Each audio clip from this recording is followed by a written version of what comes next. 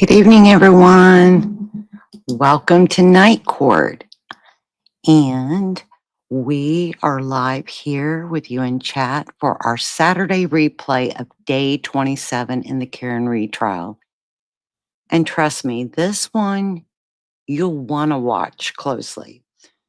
So we're going to go over from Friday of Daniel Wolfe, Dr. Daniel Wolfe with ARCCA.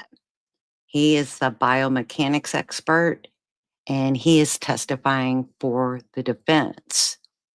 And he is going toe-to-toe with the earlier testimony from the prosecution's own expert, Judson Welcher, who was with, Aperture. And at the heart of this fight, how did John O'Keefe's injuries happen is the biggest question. And at the heart of this fight, we are going to find out. So here's the kicker. The word around the court is the defense may be resting as soon as Tuesday. So we are in that final stretch of the marathon. And I think Rentschler might be the last one. So just a few quick reminders. We replay live court, but when we do it at speeds that are faster. So you're getting just the core testimony and the key moments. And let's go ahead and jump on in. Let me make sure I have the speed appropriate and we'll get on with it.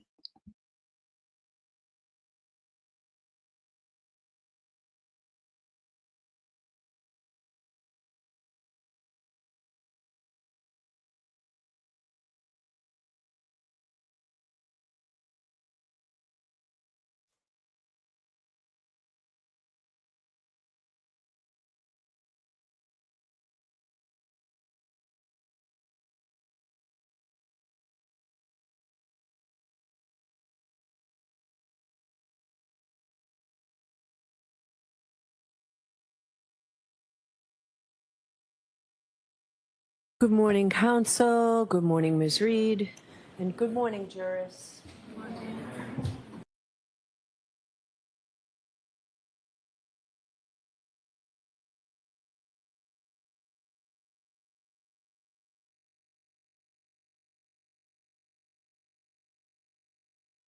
I am checking my sound. I did some software work today, so give me a minute.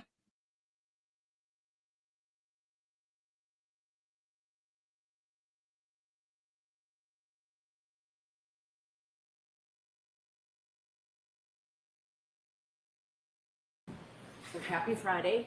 I do have to ask you those same 3 questions. Were you all able to follow the instructions and refrain from discussing this case with anyone since we left yesterday? Day before. Everyone said yes and nodded affirmatively. Were you also able to follow the instructions and refrain from doing any independent research or investigation into the case? Everyone said yes or nodded affirmatively. Did anyone happen to see, hear, or read anything about this case since we left the other day? No. Everyone said no or no. Okay, I understand we have a witness this morning. We do, Your Honor. Permission? Yes. We would ask Dr. Dan Wolfe. Okay.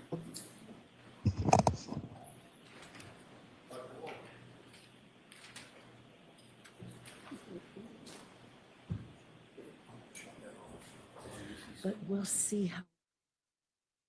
Thank you, Tony.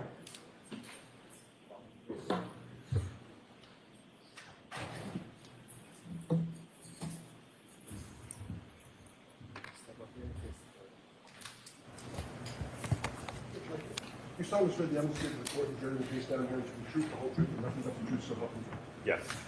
Good morning. Good morning. So, sir, we're going to try and keep the air conditioning on this morning, so I'm going to ask you to speak really loudly into that microphone. And Mr. Jackson, you do so as well, please, okay? Of course, Your Honor. Dr. Wolfe, could you please state your entire name and spell your last name for the jurors, please? Daniel Michael Wolfe, last name spelled W-O-L-F-E. May I inquire, Your Honor? Yes. Dr. Wolfe, what do you do for a living, sir? I am the director of accident reconstruction at a company known as ARCCA, ARCCA. And I'm going to start right off the bat. Get really comfortable with that microphone. It's adjustable. Pull it right close to the area of your chin. It's really loud in here. Okay. Dr. Wolfe, you said you work for ARCCA, ARCCA. What is ARCCA?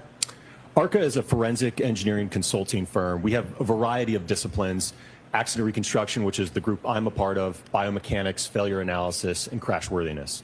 And you said that your title again, one more time? The director of the accident reconstruction team. And what sort of contracts does ARCCA normally engage in routinely?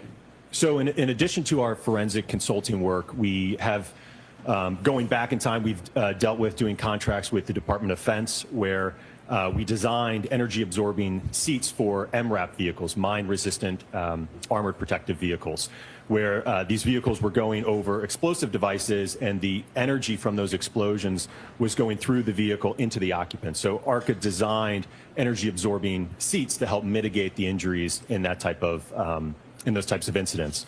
We also do work for the National Hockey League.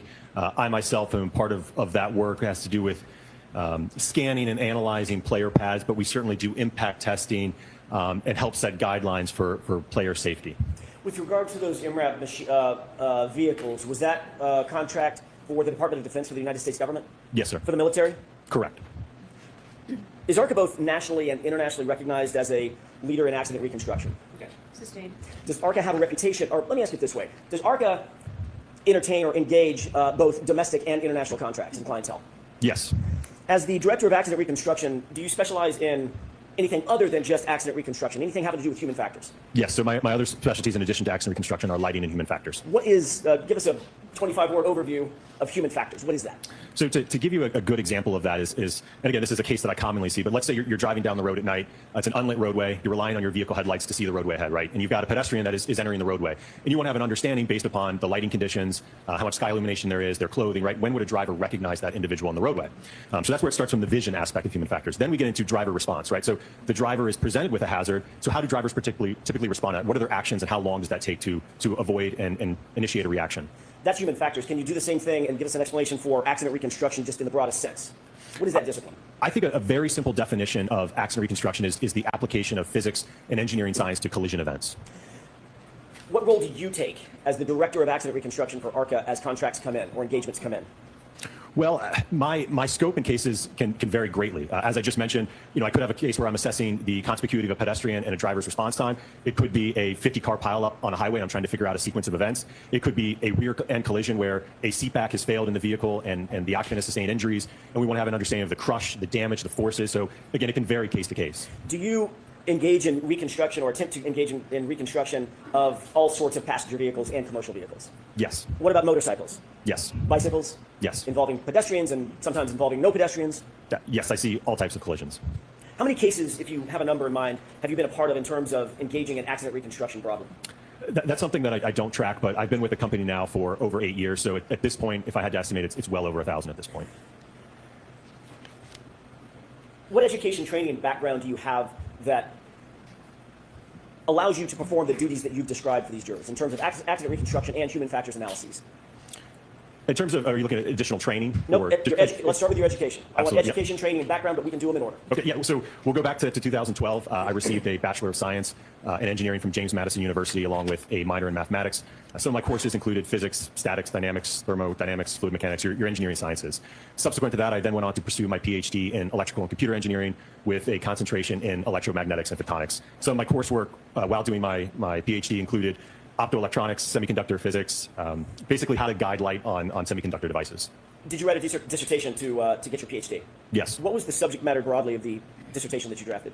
So my dissertation focused on a technology called smart glass. So you may have seen this technology where if you've seen a pane of glass that is transparent, somebody flips a switch and it goes opaque. That's a type of smart glass technology. So my PhD involved developing a new type of novel, what we coined optofluidic smart glass. So we are using geometric structures that we've optically designed to create a very reflective surface or medium, if you will. And then through the introduction of various fluids, we can then modulate the amount of visible light and electromagnetic energy that is passing through or being reflected. So not just visible light, but also energy that you can't see.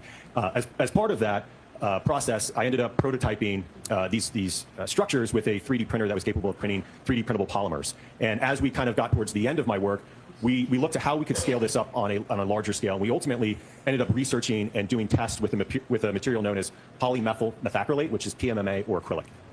What relevance does PMMA play in terms of this case? So with respect to this case, the outer lens and the clear plastic diffusers of the taillights on the Lexus are comprised entirely of polymethyl methacrylate, or that PMMA material. The same material that was the subject of your dissertation? Correct. What additional training and experience do you have as it relates to accident reconstruction beyond your BS and your PhD? So certainly the 8 years of work that I've had at ARCCA has certainly trained and taught me a lot over the last 8 years. Like I said, I've seen hundreds of collisions, all different types of accidents. But in addition to that, I've continued to take courses through Northwestern University in crash reconstruction, human factors and lighting, heavy vehicle forensics, heavy vehicle EDR downloads, Bosch data retrieval, and black box downloads, photogrammetry, so a number of continuing education. Are you accredited as a traffic accident reconstructionist? Yes. By whom? An organization known as ACTAR. Is that a nationally recognized organization? Yes, sir. What does that stand for, ACTAR? The Accreditation Commission for Traffic Accident Reconstructionists. Are you trained in photogrammetry? Yes. What is photogrammetry generally? So photogrammetry is the science of extracting and measuring information in a photograph. So you don't actually have to physically inspect something to be able to get information about its measurements or where things are spatially. You can do that from a photograph alone. Is that an accepted methodology in the field of accident reconstruction to use photographs and or videos without actually having been at the scene during the course of the crash? Absolutely. It's very common. You mentioned Bosch. What is the Bosch crash data retrieval analysis? What is that generally? So generally, most modern vehicles on the roadway now have what's called an airbag control module, or more commonly known as a black box, which can contain crash-specific data in a collision. Are you a member of any professional societies? Yes. Can you describe those for us, please? So I'm a member of the Society of Automotive Engineers, the National Association for Professional Accident Reconstruction Specialists, the Illuminating Engineering Society, and the Optical Society of America. Is it fair to say that you've authored a number of peer-reviewed papers in the field of physics and or accident reconstruction? Yes. Can you describe that for us? So my most recent publication in the field of accident reconstruction deals with vehicle control history records. Publications prior to that were focused primarily on my dissertation PhD work. I think you testified that you have dealt with probably over 1,000 different types of cases. Are you able to estimate of those 1,000 different types of cases dealing with accident reconstruction, how many of those or what percentage of those have involved pedestrians? I don't know if I can give a percentage. I would certainly say it's the majority of my casework. As I mentioned earlier, given one of my specialties being in human factors and lighting, there's a direct correlation between time of day and pedestrian collisions. We certainly see a rise as sky illumination drops and the illumination levels go down. We're having to rely on artificial light sources. So given that occurrence happens in nighttime hours and low illumination, like I said, I certainly see many pedestrian accidents. What types of pedestrian impacts have you been involved with in terms of your analysis or evaluations? All different types, everything from pedestrians being run over, running into the side of vehicles, being hit by the front of a vehicle backing up in a parking lot into a pedestrian. So I've seen it from all sides of a vehicle. What is kinematics? Can you describe that or explain that phrase or term? I think a simple definition would just be the motion of an object or a body. Have you done any testing as it relates to kinematics and the interaction between pedestrians and motor vehicles? Yes. How many times have you engaged in such an analysis? Numerous times. We frequently and routinely do testing at ARCCA. You mentioned ARCCA has several different disciplines within it. What are some of those different disciplines in addition to accident reconstruction? So, as I mentioned, we have biomechanics and crashworthiness, and there's a few others. And I will note that it's very common in our casework that we will work together as a team. So to give you an example of that, I mentioned earlier about that rear end collision, right? So let's just say we have a rear end crash and there's crush and there's damage to the rear of the vehicle and the seat back failed, which caused the driver to ramp up in the seat and ultimately hit their head on something and sustain an injury. So I myself as a reconstructionist will analyze the forces, the speeds, and the severity of the crash. The biomechanist will evaluate the mechanism for the injury based upon those crash forces. And the crashworthiness expert may analyze, okay, is there a better or stronger seat that may have held up in this crash? Is it normal for you, as the Director of Accident Reconstruction at ARCCA, to work with others in the other disciplines that are housed under the umbrella of ARCCA? Absolutely, yes. Is that a normal process for you? Very common, yes. As a matter of fact, it probably would be uncommon if you didn't do that, correct? Depending on the kind of case, but yeah, certainly wouldn't be uncommon. Tell me about the testing that you've undertaken to determine forces that are at play in a given accident or an impact. Okay. So to give you a simple example of it is, let's just say we have a sideswipe type collision where two vehicles sideswipe each other and a front bumper gets torn off or deflected, essentially. There's some deformation to it, right? We can do testing at ARCCA to determine how much force does it take to bend that material so that we get the deformation that we have. That would be a good example. Is there a specific type of testing, or is there varied types of testing that you've done and undertaken to determine the forces that would be, for instance, in your example, in that the forces at play in that sideswipe collision? Yeah, absolutely. It would have been, again, as part of the test, we would be measuring the forces, we'd be measuring the displacement, we'd be able to calculate acceleration and things of that nature from that test data. The tests that you undertake, are they generally accepted methodologies in the field of accident reconstruction? Yes. What are quasi-static tests? So a quasi-static test would be like the example I just gave you, where we have basically the bumper would be stationary, right? And now we're pulling on it to determine how much force it takes to bend it. So that'd be an example of a quasi-static test. So that test specifically is determining or attempting to determine the amount of force necessary to deform a bumper, for instance, in the way that it's seen after an impact. Yes. Or any other body panel, correct? Correct. And on the human side, also there are forces at play, I'm assuming, in terms of injuries that are sustained by pedestrians in the accident reconstructions that you've done involving pedestrians. Yes. Do you have experience in evaluating whether damage to a vehicle is consistent with a proposed scenario or set of facts? Yes. Describe those circumstances for us. What are the circumstances in which you're trying to determine whether or not the damage fits a proposed scenario? So a case that commonly comes across my desk is we have two very different versions of how an accident unfolded according to party A and party B, right? And we have a set of evidence in terms of the damage to the vehicles, maybe some roadway evidence, right? So we can look at that objective evidence, utilize physics, maybe some calculations, determine whose version is most consistent based upon the damage and the roadway evidence. Is that an accepted methodology in the field of accident reconstruction? Yes. In other cases in which you've undertaken such an engagement to determine whether or not the physics or the physical evidence matches a particular scenario or is inconsistent with that scenario, have you been able to ultimately reach conclusions and opinions to a reasonable degree of scientific certainty in those cases? Yes. Is that normally what you're seeking, to ultimately come to an opinion or a conclusion about those scenarios or circumstances? Yes. Are your opinions and conclusions based on your education, your training, the background and experience that you've explained to the jurors? Yes. Is it also in furtherance of the scientific methodologies that you employ in order to come to those opinions and conclusions? Yes. And are those generally accepted in the scientific and accident reconstruction community as a proper methodology to come to opinions and conclusions of that nature? Yes, sir. Have you been qualified in other courts to testify in the area of accident reconstruction? Yes. Let's talk about how you began your work in this particular case. When you were initially retained in connection with this case, were you hired by the defense? No. Did you know who we were? Sustained. Your Honor, may we approach? Yeah, you can ask it differently, Mr. Judge. Sure, sure. Were you hired by anybody affiliated with the defense? No. At that time, did you know any of the names of the defense? No. At the time that you were hired to or engaged in this case, did you even know the name Karen Reed? Sustained. Did you know any of the names of any of the parties? Sustained. I'll see you. Sure.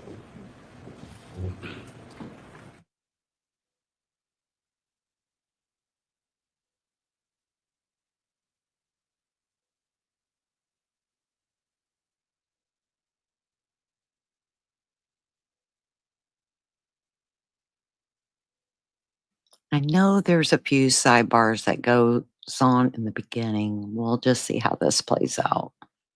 But it's to be expected when you got an expert testifying for the defense. So here we go.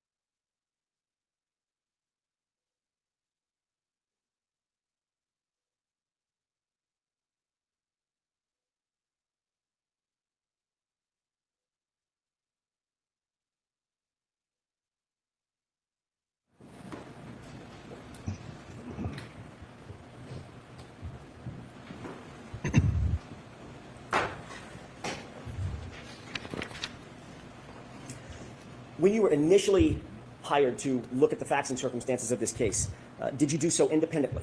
In other words, were you given a series of facts and a series of data and asked, just look at these facts and look at these data and make a few determinations about accident reconstruction in this case? Yes. What were you asked to do specifically? It was to look at that evidence that we were provided and determine whether or not the damage to the vehicle was consistent with the injuries to Mr. John O'Keefe.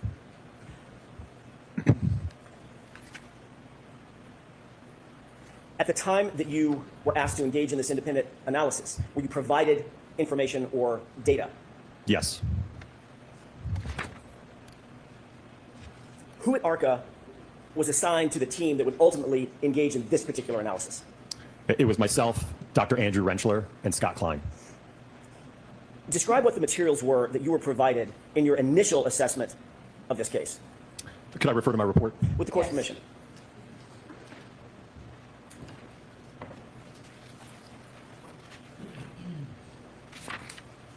Would you like me to just go in order from the materials reviewed? That would be fine. The Norfolk SPDU homicide death report, the Commonwealth of Massachusetts Department of State Police crime scene report, OCME dispatch removal report, photographs of the incident location, videos of the incident location, photographs of the 2021 Lexus LX 570, photographs of recovered evidence, crash data retrieval report from the 2021 Lexus LX 570, report of autopsy photographs, and there was a few other items there, but those were generated internally. There were about 14 things that were listed in terms of categories of information that you were provided, or ARCCA was provided, is that right? A little less than that, because some of those, like I said, were internally generated, but yes. Why were you provided that data? What's the reason why it's important for you to get certain data as you begin your analysis? Well, we wanted to have an understanding of, or ultimately the entity that retained us wanted to have an understanding of what, I guess, the evidence that we would need to reconstruct this. Did you get enough information to engage in a fulsome analysis, an accident reconstruction, in terms of the initial request by the entity that hired you? Yes, in terms of our scope, yes, we had sufficient information. Were you able to review photographs of not only the Lexus involved, but John O'Keefe's body? Yes. Did you use those photographs in furtherance of your analysis? Yes. Did you use the reports detailing scenarios or possible scenarios in furtherance of your analysis? From what I recall, I don't believe any of the reports indicated any type of theory or understanding of how the accident occurred. Were you asked to determine whether or not certain scenarios could be possible? I don't recall them giving us any scenarios to evaluate. They essentially left it in our hands. Here's the evidence. What do you think happened? That was an open question, correct? Correct. All right. Did you engage in an analysis that basically allowed you to think of any scenario? I think that's fair, yes. In your initial analysis, did you note damage to the vehicle? Yes. Describe the damage. Let's start with the vehicle. Describe the damage that you noted in furtherance of your analysis. The primary damage was to the right rear taillight on the quarter panel section. The majority of the outer red lens was broken and shattered, as well as some of the underlying components and diffusers that are underneath that outer layer, as well as some damage to the back portion of the taillight. Can I stop you right there? Describe when you say the outer lens material and some interior material as well was damaged. Describe that in detail for us. So the outer lens is red, and it's about 5 millimeters in thickness, and it basically encompasses the majority of that quarter panel taillight. And then there's a small segment that is clear, that is for the turn signal indicator, which is yellow. Underneath that 5 millimeter thick red lens, there are additional diffusers that run along the bottom. There's two rows of those, I believe, and then they also go up vertically on the side, and those are clear. And I think the thicknesses of those are about 3 millimeters. Is 5 millimeters of PMMC, have I got that right? PMMA? You call it acrylic. That's the more common name. Easier for me. Is 5 millimeters of that acrylic, that outer lens material, is that considered thick or thin in terms of just sort of what we'd see on a taillight? I would describe that as a pretty thick piece of plastic. It's certainly by no means. You can't, if you had a segment of it and you try to bend it, it's not going to bend. In addition to that outer taillight material, that acrylic, in terms of the information that you received, did the interior acrylic also have damage to it? Yes, those clear diffusers that, again, there's 2 rows of those, and they also went up vertically. Those were shattered and broken as well. Was that important to you in your ultimate analysis? Yes. Did you note any superficial scratches or dents anywhere on the tailgate area or the liftgate area? Yes, there was a dent and some paint chips, if you will, above the liftgate taillight assembly. So again, that next to that quarter panel taillight, there's another assembly that is on the liftgate, and there was a small dent and some paint chips at that area. There was also on the wraparound section of the bumper cover, as it's going from the rear to the right side, there were some superficial scrapes in that area. Did you note any other damage or deformation to the Lexus? Deformation in the tail, the liftgate, the bumper, anything like that? No. Is it common in a vehicle-pedestrian collision that there is some sort of bumper deformation that's associated with a vehicle-pedestrian incident? That can certainly occur if a pedestrian is in an normal upright position. You can certainly get displacement of the bumper. Did you see any displacement or panel deformation on the Lexus? No. Is it more common that there's panel displacement or deformation if the collision is above, say, 10 or 15 miles an hour? Yes. During your review of all the investigative materials, did you note any items of evidence that were recovered or claimed to have been recovered on the bumper itself? I recall there were 2 or 3 apparent glass fragments. What's the significance of that? Let me ask it differently. Is there any glass in the taillight assembly?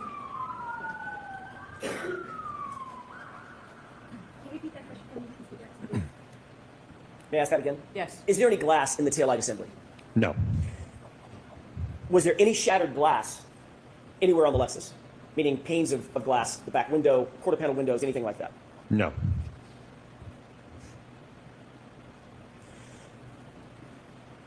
Did you have any understanding at that time of what the Commonwealth's theory of the case was when you began your initial analysis? Sustained. Did you have any indication of what the Massachusetts State Police theory of the case was based on the investigative reports that you had received? Sustained. Did you perform an accident reconstruction analysis to determine whether or not the damage to the Lexus, that taillight housing material, was consistent with an interaction with a pedestrian? Yes. Specifically, did you perform an accident reconstruction to determine whether the damage to the Lexus was consistent with an interaction with John O'Keefe based on the injuries that you were aware of? Yes. Did you evaluate whether the investigative theories regarding, let me ask it a different way. Did you consider the possibility of Mr. O'Keefe's head striking the taillight? Yes. Did you consider the possibility of Mr. O'Keefe's arm striking the taillight? Yes. Did you entertain the possibility that Mr. O'Keefe's center of mass, his body, struck the taillight? Yes. Before we get into the initial testing, were you able to come to opinions and conclusions concerning those things that I just mentioned? Yes. Did you also entertain the possibility that a drinking glass could have damaged the taillight? Yes. Were these some of the things that you were sort of was left open to you to decide yourself? Yes. Did you later provide all of those opinions and conclusions in a report to the entity that hired you? Yes. Is your understanding that those reports were then later supplied to both sides here in this case? That was my understanding, yes. Did you testify about those initial testing opinions and conclusions at a proceeding last year? Yes. Let's talk for a second about that initial testing that you conducted in connection with this case. When approximately did you begin your testing? And I'm going to phrase it as your initial testing, the testing that you testified to about last year. When did you start that initial testing? From what I recall, it would have been late 2023 into early 2024. I want to talk about the drinking glass first. Did you become aware that there was a drinking glass that was found at the scene? Yes. And what was the testing that you sought to determine as it relates to the drinking glass and the taillight? So looking at the evidence, as I mentioned earlier, when we're looking at that quarter panel taillight, we have an isolated region of damage. And looking at the additional evidence in terms of a broken drinking glass at the scene, we wanted to do testing to determine if a small object or projectile such as the drinking glass could induce damage that was consistent with that we saw on the subject Lexus. Were you able to reach an opinion and or conclusion as it relates to whether or not there is a possibility that the drinking glass or a drinking glass could cause the type of damage that you saw on the Lexus? Yes. Given everything else in your investigation, are you concluding that the glass was responsible for the taillight damage? No. However, you did seek to determine whether it was possible, correct? Sustained. I'll ask it a different way, Your Honor. What testing did you undertake in furtherance of answering that specific question? Could the glass damage the taillight?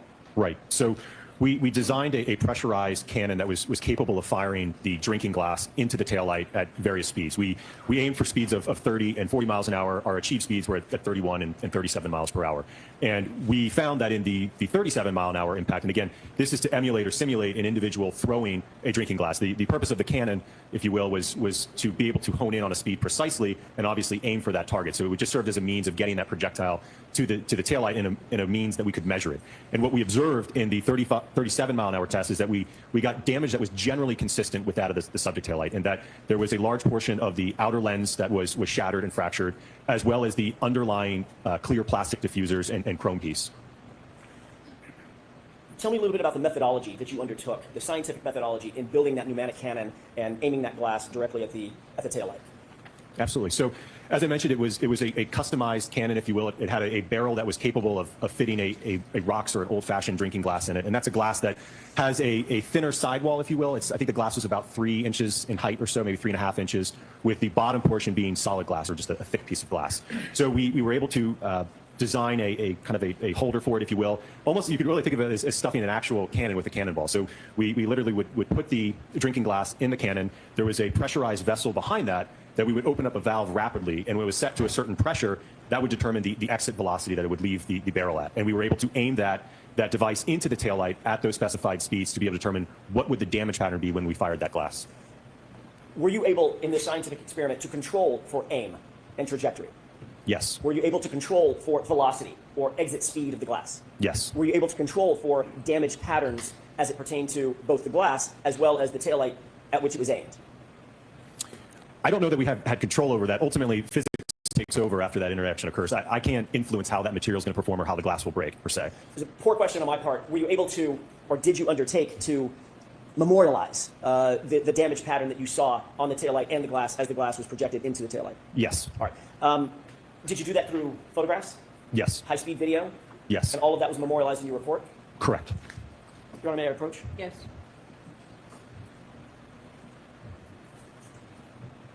I'm handing you 2 photographs, or 2 8.5 by 11 documents that contain 2 photographs each. Can you take a look at those 2 documents and tell me if you recognize those? Yes. Does one represent, you mentioned that one of the tests that you performed was at 37 miles an hour, correct? Correct. Did you mention the speed at which, or the velocity at which the other test was done? If I didn't, it was 31 miles per hour. All right, so 31 and 37. Do you see those 2 documents in front of you? Yes. Does one of them represent the 31 mile an hour test and the photographs associated with that? And an extracted frame from the high speed, yes. Okay, and does the other one represent the other test, the 37 mile an hour test? Yes. If we could take those one at a time. May I approach one more time?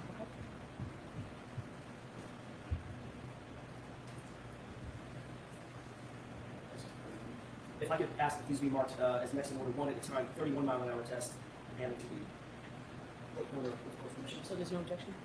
None, thank you. Okay. 213. I'm sorry. 213? And the second document represents the 37 mile an hour test. 214.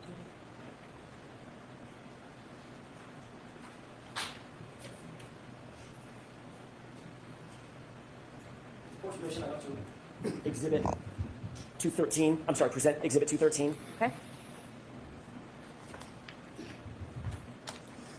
Is this the photograph that was just marked as exhibit 213 that's in front of you? Yes. Can you explain to the jurors what they're looking at? So on the left part, you are looking at a frame from the high-speed video just after the contact with the taillight. On the right, you're looking at the post-damage to the taillight after the glass had been fired into it. And if we could look at the next exhibit with the course permission. Okay. And what are we looking at here? Same thing on the left. Again, this is the 37 mile an hour test.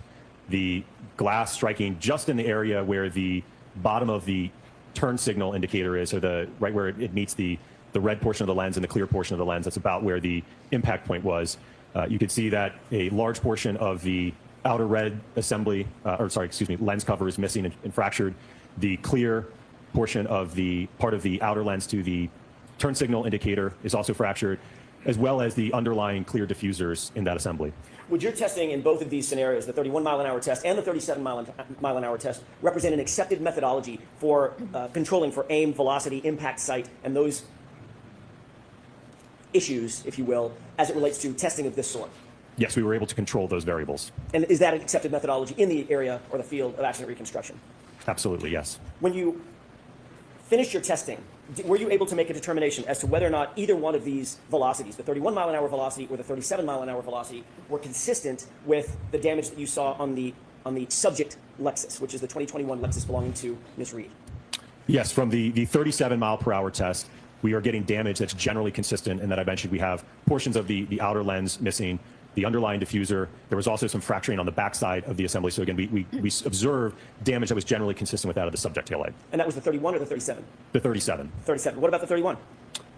Didn't have enough energy to create that damage. So were you able to conclude, in your opinion, whether or not the velocity of that glass hitting the taillight would have to be somewhere in the vicinity of 37 miles an hour, well above 30 miles an hour? Well above it, and it certainly could have been above 40 miles per hour per se. I mean, we may have actually blown out more of the outer lens had the speed increased. Did you have any information in the data or documents that you reviewed associated with this case, for instance, that John O'Keefe had a pneumatic cannon with him out there? No. Okay. So obviously, well, let me ask you a different way. Based on this series of tests, were you concluding that the damage on the taillight conclusively was the product of a glass being hurled into the taillight? Sustained. Were you concluding, or did you opine, that the damage to the taillight came from a drinking glass? No, I gave an opinion that the damage was generally consistent with that in the test, compared to the subject taillight. But only in the circumstance where the glass is being hurled at 37 miles an hour, correct? Sustained. Can I ask it differently? Under what circumstance did you determine that it was consistent with the drinking glass? If that drinking glass, again, the purpose of the test was to do a test to evaluate or simulating somebody throwing a drinking glass at the taillight. So that's what that test was to demonstrate. Understood. Let's turn to another test that you undertook regarding the head injuries that you became aware of. Did you become aware of, in the data that you received, that Mr. O'Keefe had suffered head injuries to the back of his skull? Yes. What sort of testing did you do to determine whether or not, and under what circumstances, that head injury may be connected or associated with the damage to the taillight?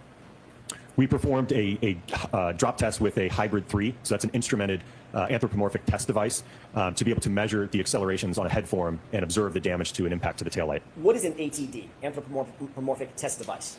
So it's a device that's commonly used in our field, and it's certainly approved by the federal government to evaluate crash forces and occupant kinematics, or I should say occupant crash forces. So it's a device that reconstructionists and biomechanists typically use or commonly use to be able to evaluate, like I said, whether it's forces in a motor vehicle, or let's say you have something being dropped on somebody's head or an impact to somebody's body part, right? We can use that instrumented dummy to evaluate and measure the acceleration in the forces. Another word or another phrase often used in association with ATD devices are crash test dummies, correct? Correct, yes. Why was it important to do a drop test? So we wanted to have an understanding, based upon the fact that Mr. John O'Keefe had a skull fracture to the back of his head, whether or not an impact, a direct impact between the taillight and the back of his head could have caused that skull fracture. What did your testing indicate? When we did the test, the impact to the taillight was at 15 miles per hour, and we observed that the damage to that taillight was significantly more than the subject taillight at the 15 mile an hour speed. Furthermore, it did not generate, according to my colleague, Dr. Rentschler, enough forces to cause a skull fracture. So ultimately, what was your conclusion related to the taillight potentially striking John O'Keefe in the head at above 15 miles an hour? From a damage perspective, it was inconsistent. Inconsistent. Correct, inconsistent. Did you consider temperature and control for temperature in any of your testing? Yes. Why is that important? Well, that will affect how that, we've talked a lot about that acrylic material of the lens. That will certainly affect how it fractures, so we absolutely control the temperature during these tests. How did you control for temperature? So we had them sit overnight in chest freezers to get them to the desired temperature, which for our original set of testing was at 28 degrees Fahrenheit. We then rapidly moved them to our test fixture, and then they were fired almost immediately after that. And when you're talking about them, you're talking about exemplar taillights. Correct, yes. Are those exact replica taillights that you would find on the 2021 Lexus SUV? Yes. After your testimony in the first proceeding last year in the spring of 2024, were you ultimately contacted by the defense in this case? Yes. When were you contacted by the defense?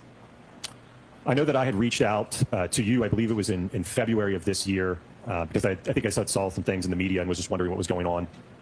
Sustained. Just when? Just a date, Dr. Wolfe? I don't know if I could give a specific date. If I had to estimate, sometime in February or March, probably. Were you still under contract with the other entity that hired you? Sustained. At some point, you and I spoke, correct? Correct. And that was, you believe it was February of 2025? Yes. Had we spoken at all between the end of your testimony at the proceeding last year and February of 2025? No, that was the first time. Did I ask you anything about retaining you? Not at that time, no. At some point, subsequent to that initial discussion in February of 2025, did we have another discussion about the potential of retaining you? Yes. Tell me about that. When was that? From what I recall, it was sometime in March, and we were trying to figure out. Sustained. Next question, please. Did I ask you if you were available to be retained by the defense? Sustained. May we approach? Okay.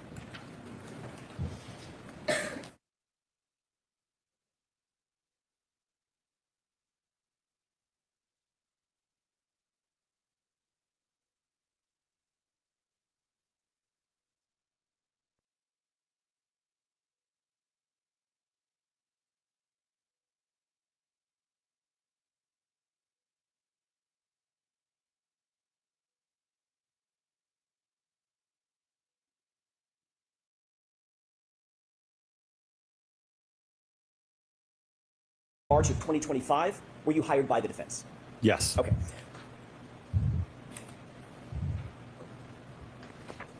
Were you asked to do anything or to review anything from the Commonwealth and any of their experts in relation to testing that was undertaken by them regarding the Lexus and Mr. O'Keefe? Yes. What were you asked to do? My understanding is that we were asked to review and evaluate the report and analysis conducted by Dr. Welcher. Did you receive Dr. Welcher's reports? Yes. Did you receive his raw data? Yes. Did you receive his 140 plus page PowerPoint? Yes. And did you undertake a review of that, all of that data, in order to evaluate that data? Yes. What methodology did you undertake at that juncture before you began any testing? Just your review process. What methodology did you undertake in terms of your review of his evaluations and his opinions and conclusions?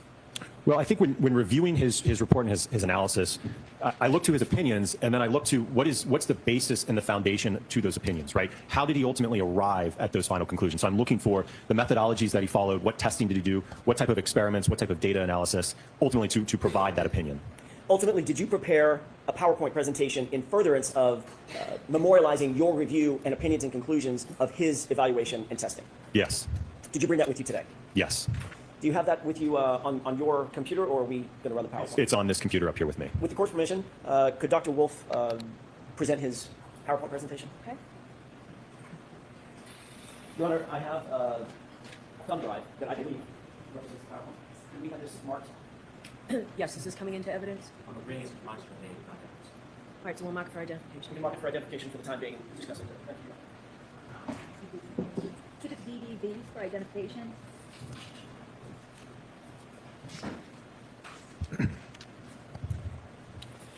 May I proceed, Your Honor? Yes. Dr. Wolfe, do you see what's displayed or presented up on the TV screen? Yes. All right. Do you have with you, by the way, just a matter of housekeeping, something called a spotlight? Yes. Something that can do whatever spotlight did that? Yep. Okay. Yes. I may ask you to employ that, or I may take it from you at some point as we're discussing this. Do you recognize what's on the screen? Yes. What is this? This is my PowerPoint with just the first page, the title. If we can move to the next slide, please. Describe what we're looking at in this slide. This is from Dr. Welcher's PowerPoint presentation, slide 121, in which he's indicating that there are lacerations on John O'Keefe's right arm and forearm. And he's indicated in this slide that the location and orientation of the lacerations on John O'Keefe's right forearm and arm are consistent with the geometry and orientation of the right rear taillight of the Reed 2021 Lexus LX 570. In coming to your opinions and conclusions, and I know this is a mouthful, did you consider the opinions and conclusions of Dr. Welcher in conducting your analysis and your ultimate testing? Yes. Did you rely on Dr. Welcher's report and his PowerPoint in reaching your conclusions and opinions ultimately in this case? I don't know that I relied on it. Certainly, I utilized them to have an understanding of what his basis was for his opinion and what his opinion was. Ultimately, at ARCCA, we did our own independent testing to evaluate that. So just to be clear, I'm not asking Dr. Wolfe if you agreed with his opinions and conclusions. I'm simply asking, did you rely on those in order to come to your opinions and conclusions? Did you incorporate them? Sustained is Did you agree ultimately with Dr. Welcher's opinions and conclusions? sustained. You certainly were aware of what his opinions and conclusions were, correct? Before Mr. Jackson on that one. Were you aware of Dr. Welcher's opinions and conclusions? Yes. Are some of those opinions and conclusions represented in your PowerPoint? Yes. Are some of them represented on this slide in your PowerPoint? Yes. You indicated that this slide indicates that the location and orientation of the lacerations on John O'Keefe's right forearm and arms are consistent with the geometry and orientation of the right rear taillight, correct? Correct. Are the injuries to John O'Keefe's arm lacerations? That would be an opinion from my colleague, Dr. Rentra. Have you ever heard the phrase abrasion? Yes. In your opinion, are the injuries to John O'Keefe's right arm better described as lacerations or abrasions? I don't have an opinion on that. Okay. Slide number 2, please. Based on your review of Dr. Welcher's reports and his data, what testing did Dr. Welcher undertake or conduct? So he did, initially it appeared that he did a static test, if you will, just demonstrating holding his right arm out adjacent to the rear taillights on the right side of an exemplar Lexus to demonstrate his theory of how the arm contacted the taillight. What is a static test? So I'm sustaining that. Ask it differently, Mr. Jackson. And I'm going to strike that. What testing did you note that Dr. Welcher did with regard to this particular photograph? What is a static test? Well, in a static test, that neither the arm or the vehicle is moving. It's just he's aligning his right arm adjacent to show how his arm aligns to the geometry and the dimensions of the Lexus. Did Dr. Welcher appear to be wearing similar clothing as John O'Keefe was wearing on January 29, 2022? Yes. Was there any significance or purpose for that, in your opinion? In this test, no. Did you identify any limitations with regard to this sort of testing undertaken by Dr. Welcher? Well, it's very basic in that the only thing that this demonstrates is that you can get your right arm to align with the taillight. Beyond that, it doesn't tell you anything with respect to what happens to the arm when it makes contact with the taillight, right? What's the motion of the arm? What's the damage to the taillight? What's the acceleration of the arm? What's the forces of the arm? So it doesn't answer any of those other questions. The only question it answers is, does the arm align with the taillight? You're aware that John O'Keefe was 6'1", correct? Correct. Is the only person, let me ask it a different way.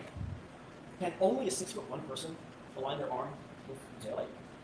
No, the arm is adjustable, so certainly people of different heights could also meet that alignment as well. Just by pivoting your arm, right? Sustain. How would you describe the ability of somebody 5'7" or 6'3" being able to align their arm with the taillight? Just changing the orientation and the posture of your arm. Was there any scientific significance, in your opinion, of this particular test? Again, other than just demonstrating that it aligns with it, no, nothing beyond that. Next slide, please. What are we looking at here? So this is an extracted frame from one of his dynamic tests in which the vehicle is moving at about 2 miles per hour into his arm, making contact with his hand, his forearm, and his elbow. What is a dynamic test as it relates to a static test? So that's when something's in motion, and in this instance, it's the Lexus moving at about 2 miles per hour into his arm. Did Dr. Welcher explain what the purpose of this test was? From what I recall, I think it was to demonstrate that when his arm makes contact with the taillight, he observed paint transfer in the general location that there were the abrasions or the lacerations on his arm. Did he appear to paint the taillight? He did, yes. Do you see that Dr. Welcher appears to be wearing an orange t-shirt? Sustain. What is he wearing? Appears to be an orange t-shirt. Is that similar to what was described as John O'Keefe having worn that night on January 29th, 2022? Yes. Is there any significance to wearing that t-shirt? Not that I can think of, no. Did you note any or identify any shortcomings with this particular test? Well, much like the static test, again, it leaves the door open to all those questions, right? About, again, doing this at 2 miles an hour doesn't tell you anything about, well, what happens at 10? What happens at 15? What happens at 20, right? In terms of what are the collision forces? What's the damage? How does the arm move? What would the expected injuries be, right? This dynamic test, as well as the static test, doesn't answer any of those questions for us. Is this test from Dr. Welcher considered a force calculation? I'm not aware of him making any type of force calculations or measuring accelerations or anything of that nature, no. Did Dr. Welcher conduct any testing to determine whether the damage to Ms. Reed's Lexus was consistent with the striking of an arm of a pedestrian? I'm not aware of any impact testing that he did, no. Did Dr. Welcher conduct any testing to determine the forces necessary to cause the damage to the taillight of Ms. Reed's vehicle? Not that I'm aware of, no. Did Dr. Welcher conduct any testing to determine the forces necessary to cause the injuries to John O'Keefe's arm? No, not that I'm aware of. Did Dr. Welcher provide any opinions as it relates to the speed of the subject Lexus at the time of the alleged incident? No, from reviewing his report and his PowerPoint and analysis, I could not find anywhere in it a specified speed or even a range of speeds. Did Dr. Welcher provide any opinion as it relates to the forces experienced by the taillight in such an impact? Not that I'm aware of, no. Did Dr. Welcher provide any opinion at all as it relates to the post-impact trajectory or movement, if you will, of John O'Keefe's mass or his body subsequent to the alleged conduct? No, not that I'm aware of. Next slide, please. Do you recognize this photograph? Yes. What is this? So this is something that you probably have heard and certainly I've discussed already, but this is looking at the right rear corner of the subject Lexus, specifically in the area of the damaged right taillight. Did you consider this photograph in coming to your opinions and conclusions? Yes. What, if anything, of significance did you note about this taillight, other than the fact that it's damaged? Well, I'm going to jump to the next slide, if you will. So this is now the taillight obviously has been removed from the vehicle. So obviously what's important here is looking at what is the damage that we have to this taillight? What components were damaged in this alleged interaction? So we're looking at the clear diffuser at the bottom is fractured and missing. Same with the ones on the vertical side. The majority of the outer red lens is also missing and fractured. And then on the back side, we also have some damage in terms of some fracturing to that black plastic. And there's also a chunk of plastic missing on the top portion of the taillight as well. I want to ask you a couple of questions about that diffuser. If you could focus your attention on this area. Describe for the jurors what they're looking at in terms of the diffuser. What is the diffuser? Right, let me see if this. So the diffusers, right where my mouse is, there's a clear diffuser that runs along the bottom, and then there's another diffuser that runs along here, and then it also goes up vertically. Same here on the bottom one, that also goes up vertically. So this piece was missing and fractured on the bottom, along with the vertical portion. The chrome piece here you can see is also fractured and damaged, and then the kind of the second tier, if you will, that clear diffuser was also fractured and broken on the upper section as well. Was that of significance to you in your review of the damage to the taillight? Yes. Why? Well, because that tells me that we have to have enough force and energy to break, we talked about earlier that 5mm thick red outer lens. We have to have enough force to be able to get beyond that to now start penetrating into the interior components of the taillight to get to, again, those clear diffusers and certainly cause damage to get induced out the back end of the taillight as well. May I have just a moment more? Yes.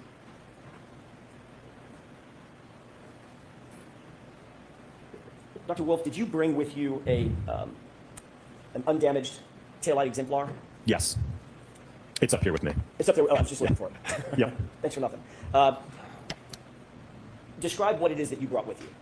So I brought a two-part assembly. So what I did is I 3D printed a bracket so that I could mount the liftgate taillight assembly as well as the quarter panel taillight assembly. And these are undamaged in sort of manufacturing specs, correct? Correct, yes. May I have just a moment, Your Honor? Okay.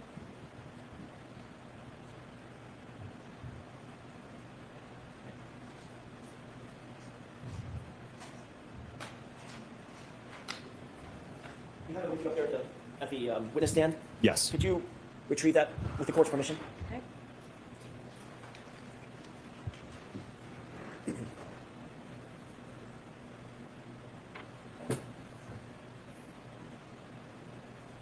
If you could remain standing for just a quick second. Do you recognize what that is? Yes. Is that what you just described? Correct, yes. Describe it one more time for the court and the jury. What is it that we're looking at right here? So this is an exemplar set of taillights from a 2021 Lexus LX570. On my left side here, this is the liftgate taillight assembly, and it's attached to the quarter panel taillight assembly. And I don't know, it's not normally like that. Obviously, you can't have a connector, else you wouldn't be able to open the liftgate, but I've printed a bracket back here so that these can remain as one unit. Your Honor, with the court's permission, I'd like to have that marked as next in order. Is that coming into evidence? Yes, if possible. Is that okay? Okay. So how? May I approach? Yes. This might be clunky. Thank you. If you just have the tag, perhaps put it somewhere on the maybe the liftgate side. And is Dr. Wolfe going to use it for his testimony now? He is. Okay. Very So good. give it back over there, please, proceed. Just give it to him. Thank you. 250. Thank you. If I may go. Yes.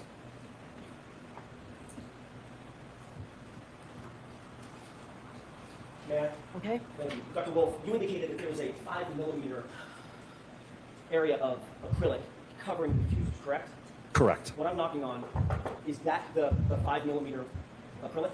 Yes, both on the quarter panel part that you just pointed to, as well as the liftgate part. Mr. Those are- Jackson, why don't we give that back to the witness and let him do it instead of you? Sure.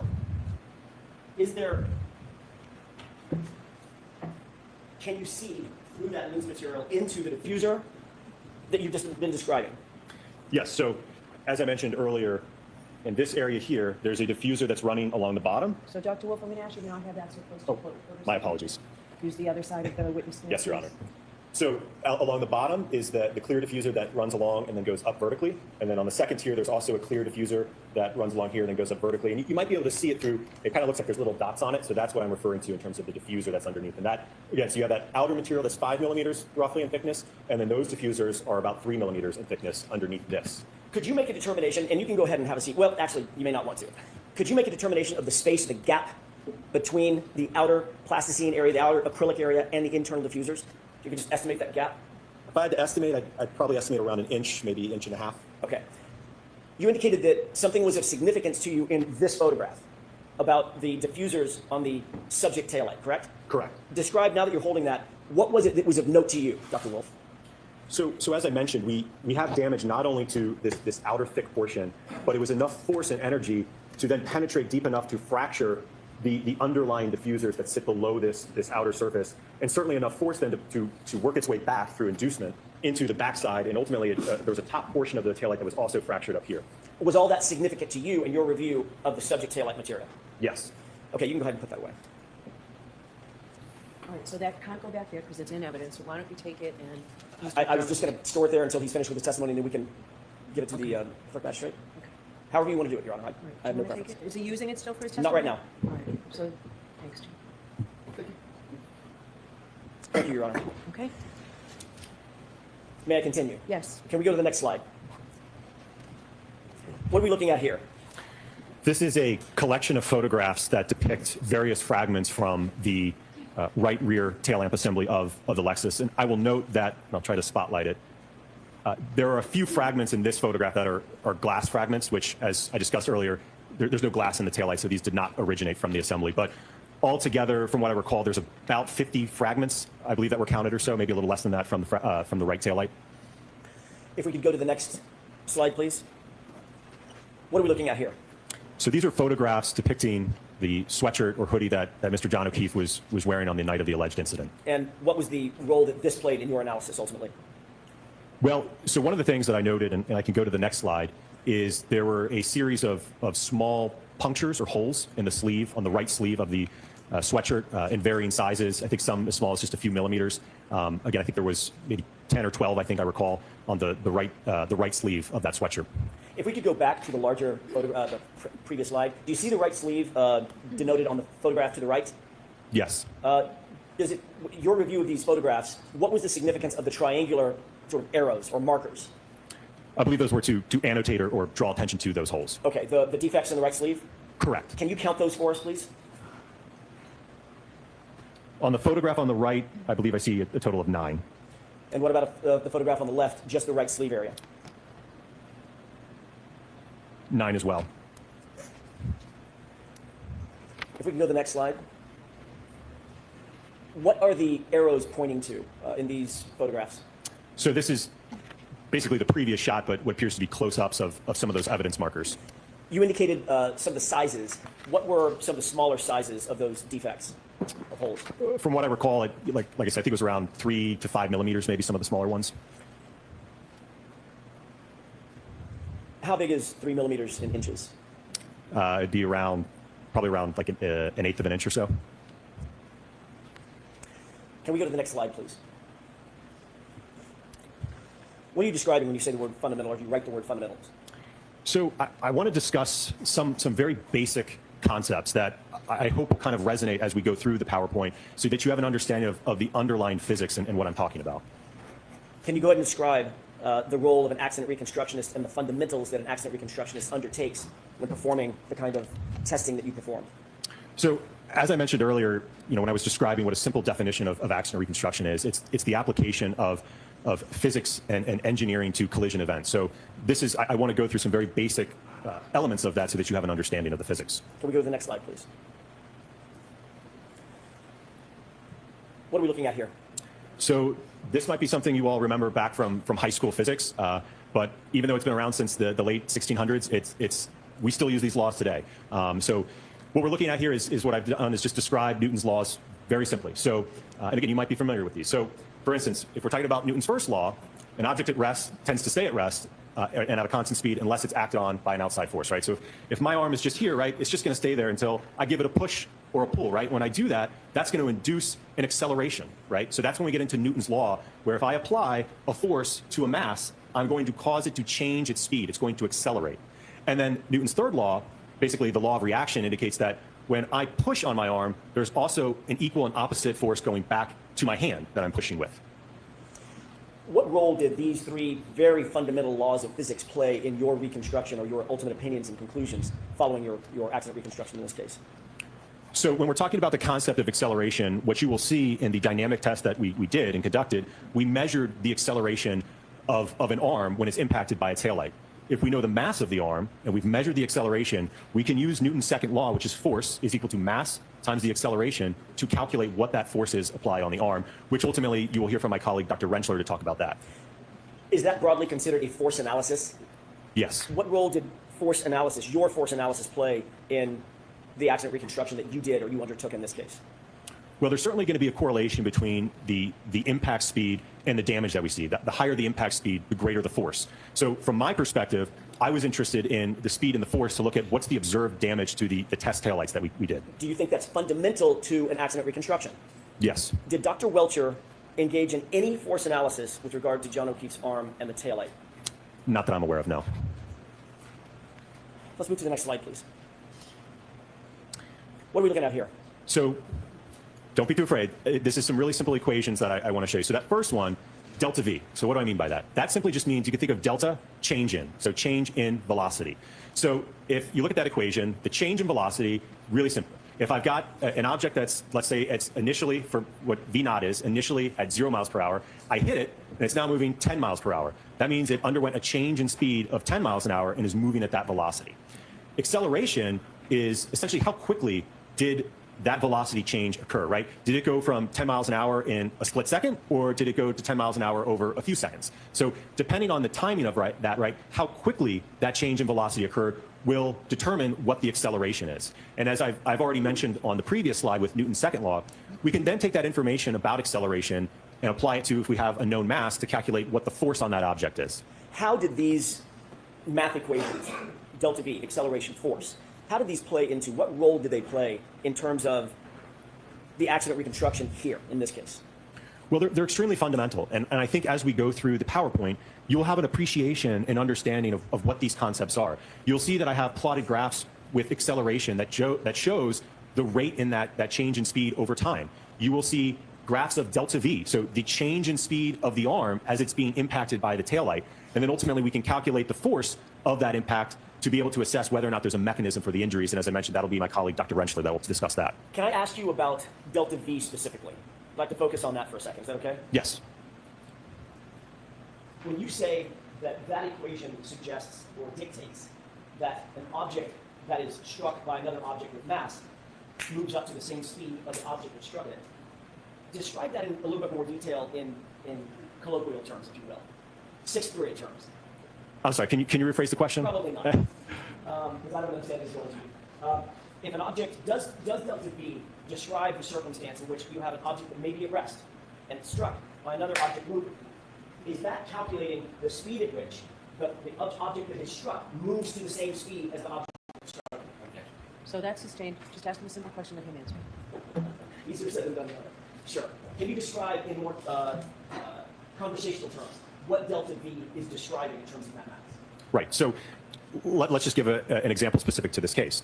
If the majority of the arm is struck by a 6,000-pound vehicle moving, let's say at 20 miles an hour, that arm will experience a change in speed. It'll go from 0 up to about 20 miles per hour due to that impact. So that would be the change in speed. If my arm is at rest, stationary, is impacted by a 6,000-pound vehicle, it's going to change its speed up to roughly what that impact speed is. And what about acceleration? What are you describing, or what is math or physics describing in that equation in terms of the time it takes for that arm to now move from 0 to 20? Right, so that's how quickly that change in speed is occurring. So to give you maybe an example you're more familiar with, let's say you're driving down the road, you come up, you see a red light at the intersection, right? You're going to get on the brakes lightly, and your vehicle is going to change in speed, right? It's going to slowly decelerate. Let's say you're driving and a deer jumps out in front of you, you got to slam on the brakes, right? You're going to change your speed much quicker. So that's an example of two different rates of acceleration. One where you're mildly braking, right? You're going to coast down slowly, versus a sudden, emergency in front of you like a deer. You're going to slam on the brakes, and your speed change is going to be it's going to happen much quicker with that acceleration rate. Are there circumstances in which the acceleration can be from 0 to, say, 20 miles an hour in milliseconds? Yes, when we're talking about impact durations, especially of this nature, yes, they're not going to be, we're not talking about the impact occurring over a second, 2 seconds. That's extremely long. Even a duration of a couple hundred milliseconds in the context of this is considered long. And then, of course, the force calculation is associated with the delta V and the acceleration calculations. Is that right? Correct, yes. In what way? What are we looking at in terms of that a little bit more complex calculation? Absolutely. So if you look at the bottom equation there, where I have force is equal to mass, and then that top component is the change in speed, right? That delta V, V1 minus V naught, divided by the change in time, T1 minus T naught. So if you substitute in that equation, right, that's delta V over delta T, which is acceleration. So there's a relationship between all of these equations. And do all of these equations, or did all of these equations assist you in coming to determinations and opinions and conclusions concerning this case? Yes. Are these normally accepted methodologies in determining delta V, acceleration, force, all the force dynamics or impact dynamics in an accident reconstruction? Absolutely. They are the core of physics. Can we go to the next slide, please? What are we looking at here? Scientific method. What does that mean? So the scientific method is a process that scientists typically use to be able to reach conclusions. And so you can think about it in this case, we make an observation, right? We have injuries to the arm. We've got a damaged taillight. So let's try to do some research to figure out, okay, has anyone done testing with that, right? Has anyone hit an arm with the taillight, see what happens, see what the forces are, right? And then we start to make a hypothesis, right? So what happens, it's kind of an if-then statement. If the arm contacts the taillight, does the taillight break? Does it not break, right? What's the hypothesis there? And at least my understanding of reviewing Dr. Welcher's work, it appeared to be that his hypothesis... Sustained. Next question. Sure.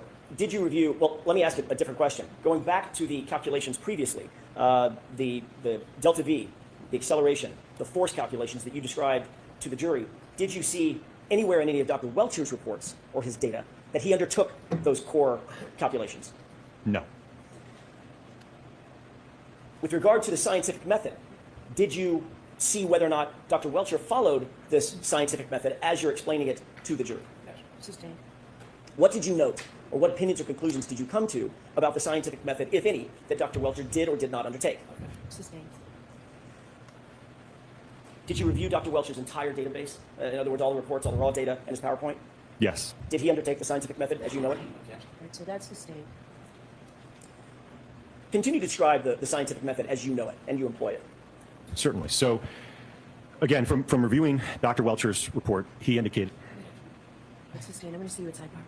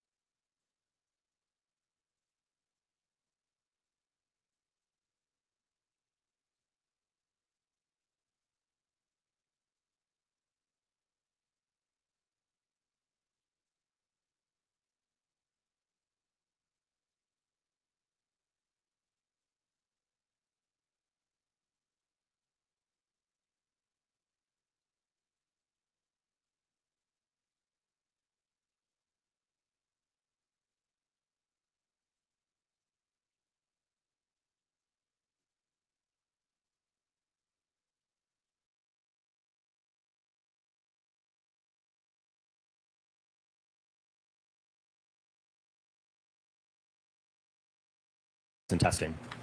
What's the next stage? To basically report those conclusions and findings. Why is it important to report those conclusions and findings? Well, I think so that you can, whether you can accept or reject the hypothesis that was put forward earlier. Do you have to analyze the data following the testing that you undertake? Yes, like I mentioned, I think it's an iterative process, because certainly you could do one test and it may not be clear what the answer is at that point. So you may have to do additional tests to basically parametrically evaluate your hypothesis. Did you see this well, let me ask you first, did you undertake this scientific method with regard to your reconstruction or your testing in this case? Yes. Did you observe this same scenario in Dr. Welcher's report? Sustained as to that point, Mr. Jackson. Did you see this undertaken anywhere else? Sustained there. Did you look for testing in Dr. Welcher's evaluation, all of his data? Yes. Did you find any, No. other than the static blue paint test? That was the only test, correct. Did you see any force dynamics testing? That's leading, so you can Sure. get to it without that. What about any other testing? Anything else that we've talked about? Do you see anything else done in Dr. Welcher's As it report? pertains to an analysis to the taillight and the damage and the forces, no. Let's move on to the next slide. Did you actually undertake testing in furtherance of the scientific method? Yes. Let's move on to the next slide and you can describe what we're talking about. What are we looking at here? So you're looking at a test matrix of the various tests that we conducted at ARCCA. I could go through them one by one if you want. Let me ask you foundationally, was your testing directed toward determining whether or not the scenario proposed in Dr. Welcher's report was consistent or inconsistent with what you would find, ultimately? The objection sustained. Was your testing specifically designed to determine whether the damage to Ms. Reed's vehicle, or Lexus, was consistent with the scenario that was proposed by Dr. Welcher? That's sustained too. Ask it differently, Mr. Jackson. What was your testing, what were you engaged in terms of your testing? What were you trying to find out? Well, I think it was to, again, we talked about earlier about that hypothesis, right? My understanding, Dr. Welcher indicated that the arm contacted the taillight, but there was no analysis or testing to determine what's the expected outcome of that. What's the damage to the taillight? So you answered the first question. I'm striking that second part. Ask another question. Was there anything else? I think simply put, it's to find out what happens when you impact an arm with a Lexus taillight at various speeds. What happens? What was your understanding of Dr. Welcher's hypothesis? That's sustained. Did you have an understanding of Dr. Welcher's hypothesis? That's sustained too. Ultimately, what were you trying to find out through your testing? As I mentioned, I think it was to determine when you impact a taillight at 10 miles an hour, 15 miles an hour, 25 miles an hour, what happens to the taillight? What's the expected damage? What happens to a sweatshirt when it makes contact with that? What happens to the fragments? How does the arm move? What's the acceleration of the arm? What's the change in speed of the arm? And certainly, as I mentioned, my colleague, Dr. Rentschler, will discuss what are the expected injuries in that type of impact. Did you see any of those questions answered in Dr. Welcher's report? Ask it differently. What did you see in terms of Dr. Welcher's report as it relates to those types of questions? That's sustained. Ultimately, did you undertake a methodology to perform the testing to answer the questions that you just explained needed to be answered for this jury? Yes. Describe that, please. So we started out, we kind of worked at this incrementally, right? We didn't start right off the bat with utilizing an exemplar Lexus going right into an ATD or a test dummy, right? We wanted to start in the laboratory to have an understanding what happens at a range of speeds, in this instance, in our first two tests, between 10 and 17 miles per hour, right? What happens, what kind of damage do we observe, right? At 10 miles an hour, do we even break the light? At 17, what kind of damage do we get? What kind of accelerations do we get? And then we moved up to full-scale vehicle impact testing. Is that methodology that you just described generally accepted in the field of accident reconstruction, in the broader field of engineering? Absolutely. Everything from utilizing an instrumented test dummy to using an exemplar vehicle to all the data acquisition systems that we had in the laboratory as well as the vehicle, all of that is generally accepted techniques in the field of accident reconstruction to evaluate what we did in this case. And are those techniques also supported by peer-reviewed articles in scientific literature related to accident reconstruction? Yes. Did you rely on this methodology that you just described to render opinions and conclusions as it relates to this case?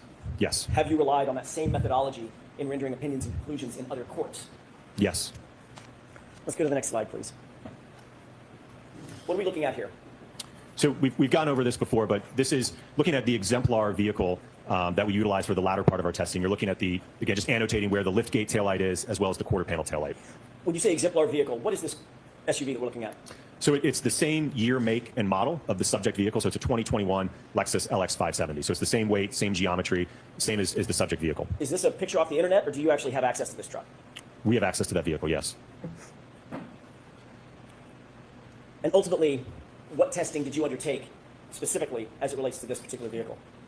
We did full-scale vehicle testing with the vehicle driving into an ATD arm, as well as an ATD arm attached to a dummy, and then a full-on impact to a test dummy. Did you assess the damage to the right tail light after these various tests? Yes, after all of the tests. Did you assess the acceleration and quantify the forces that were involved? Yes. Did you assess the material and textile damage to the clothed ATD? Yes. Ultimately, did you conduct lab tests in an effort to answer some of these questions as well? Yes. And you've already mentioned this, but you utilized in your testing the exemplar vehicle to the fullest extent that you felt necessary? Absolutely, Were you yes. hampered or hindered in any way in terms of damaging the vehicle or utilizing the vehicle in any way that you wished? No. Let's go to the next slide, please. What are tests A and B? What are those laboratory tests? So these were the initial two tests that we did to get an idea of starting to test this hypothesis. As I mentioned, we weren't sure at 10 miles an hour what would happen to the taillight. We wanted to see what would happen at 17 miles an hour with the arm. So again, it was to evaluate from a starting point what happens in this interaction based upon how Dr. Welcher had his arm oriented in his PowerPoint analysis. Next slide, please. What is this? So you're looking at a photograph of our lab setup. You can see on the left side of that is our hybrid 3 anthropomorphic test device. To the right is a linear impactor, and this is something we already have in-house that we built years ago for our testing that we do for the National Hockey League when we're looking at, what's the accelerations on an impact to a goalie wearing a helmet, right? We'd use this same device for that type of testing to measure head acceleration. So we applied this same linear impactor to be able to project, if you will, or accelerate the taillight at a known speed into the ATD arm. What are some of the instrumentation that you use in addition to the mechanical impactor? What's some of the instrumentation you use to track the data? Certainly. So you can see, I'll get my, see around here. So at the top here, there's a blue camera here. There's another blue camera here. So these are our high-speed cameras. And you'll see there's a bunch of lights around those high speeds. That's just because the frame rate's so high. And again, it's only sampling a very, very short amount of time. So you have to have a lot of light when you do these high-speed tests. So we have the high-speed cameras running. We have an accelerometer mounted to the ATD arm here on the other side. So that's some of the instrumentation. There's also a couple other cameras that we're documenting this overall. Can we move to the next slide, please? What are we looking at in these photographs? So this is looking at, and not to be confused, this wasn't the arm position when the impact occurred. This is just showing you the setup. So on the left is just kind of an overall shot, and then on the right here is a uniaxial accelerometer. So that's going to measure, and we talked about that term earlier, right? The acceleration. So that's going to measure how quickly is this arm changing its speed, right? What's the acceleration of the arm as it's impacted? Does that accelerometer put in motion some of the mathematical formulations that you talked about earlier? Yes. Let's move to the next slide, please. Tell me about these photographs. So the importance of this is, more specifically looking at the right photograph here, might be a little bit hard to see, but we wanted to get the same exact sweatshirt or hoodie for the testing to evaluate if the taillight breaks, is there a mechanism for the fragments to penetrate and cause holes in the sweatshirt as were observed in Mr. John O'Keefe's sweatshirt? Next slide. Were you successful in finding the exact replica sweatshirt? Yes, and I will note, as I mentioned, I know it probably is hard to see, but the material blend on the sleeves are the exact same. They are 60% cotton and 40% polyester. Was it important in your mind to maintain consistency with the data that you had received concerning John O'Keefe's clothing? Certainly, I think we wanted to try to control as many variables as we could. Let's move to the next slide, please. Test A. Describe Test A for us, please. So you're going to see a series of photographs and then videos, but Test A was mounting a preconditioned taillight on that linear impactor to accelerate it into the hybrid 3 arm to, again, evaluate the damage to the taillight and the acceleration to the arm. Let's move to the next slide, please. What are we looking at in these photographs? So you're looking on the left, a photograph just before the impact test was conducted. On the right, you're looking at a thermal image that is depicting the temperature profile of the taillight. Describe that thermal image. Certainly. Your Honor, am I able to put in my notes? Yes.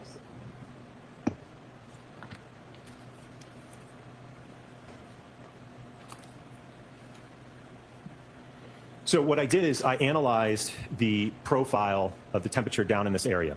And when we look at that segment, that lower portion here, where contact was made The average temperature in that area was about 34 degrees with a minimum of about 33 degrees. How did you get that exemplar taillight down to around freezing?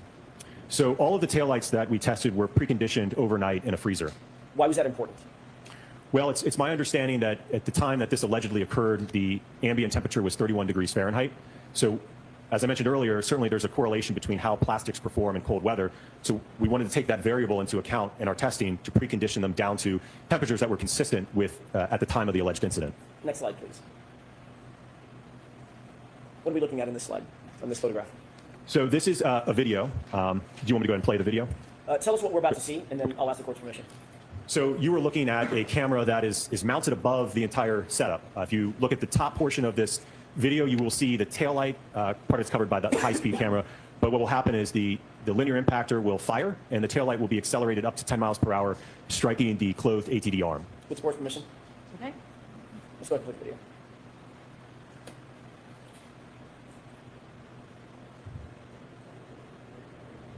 Next slide, please. What is this? So this is also a video, but with the high-speed camera. So it's the high-speed camera that's looking top down at the arm. So you will see, when the video plays, you will see the taillight enter from the left and contact the arm. And I will note that this is essentially slow mode, so it's not happening in real time. So you'll see the taillight slowly moving, but it's actually in reality moving at 10 miles per hour. Understood. Go ahead and play that.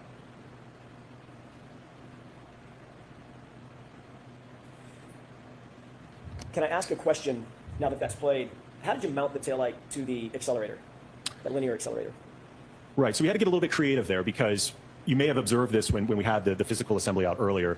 The back of that, it's not some nice clean surface that we can just bolt on. So what we had to do is 3D print a bracket that we could bolt onto the linear impactor, and we used a polyurethane expanding foam to be able to marry those two together so that we could then bolt it onto the linear impactor to use it for this test. Did you see any debris from that foam mounting mechanism?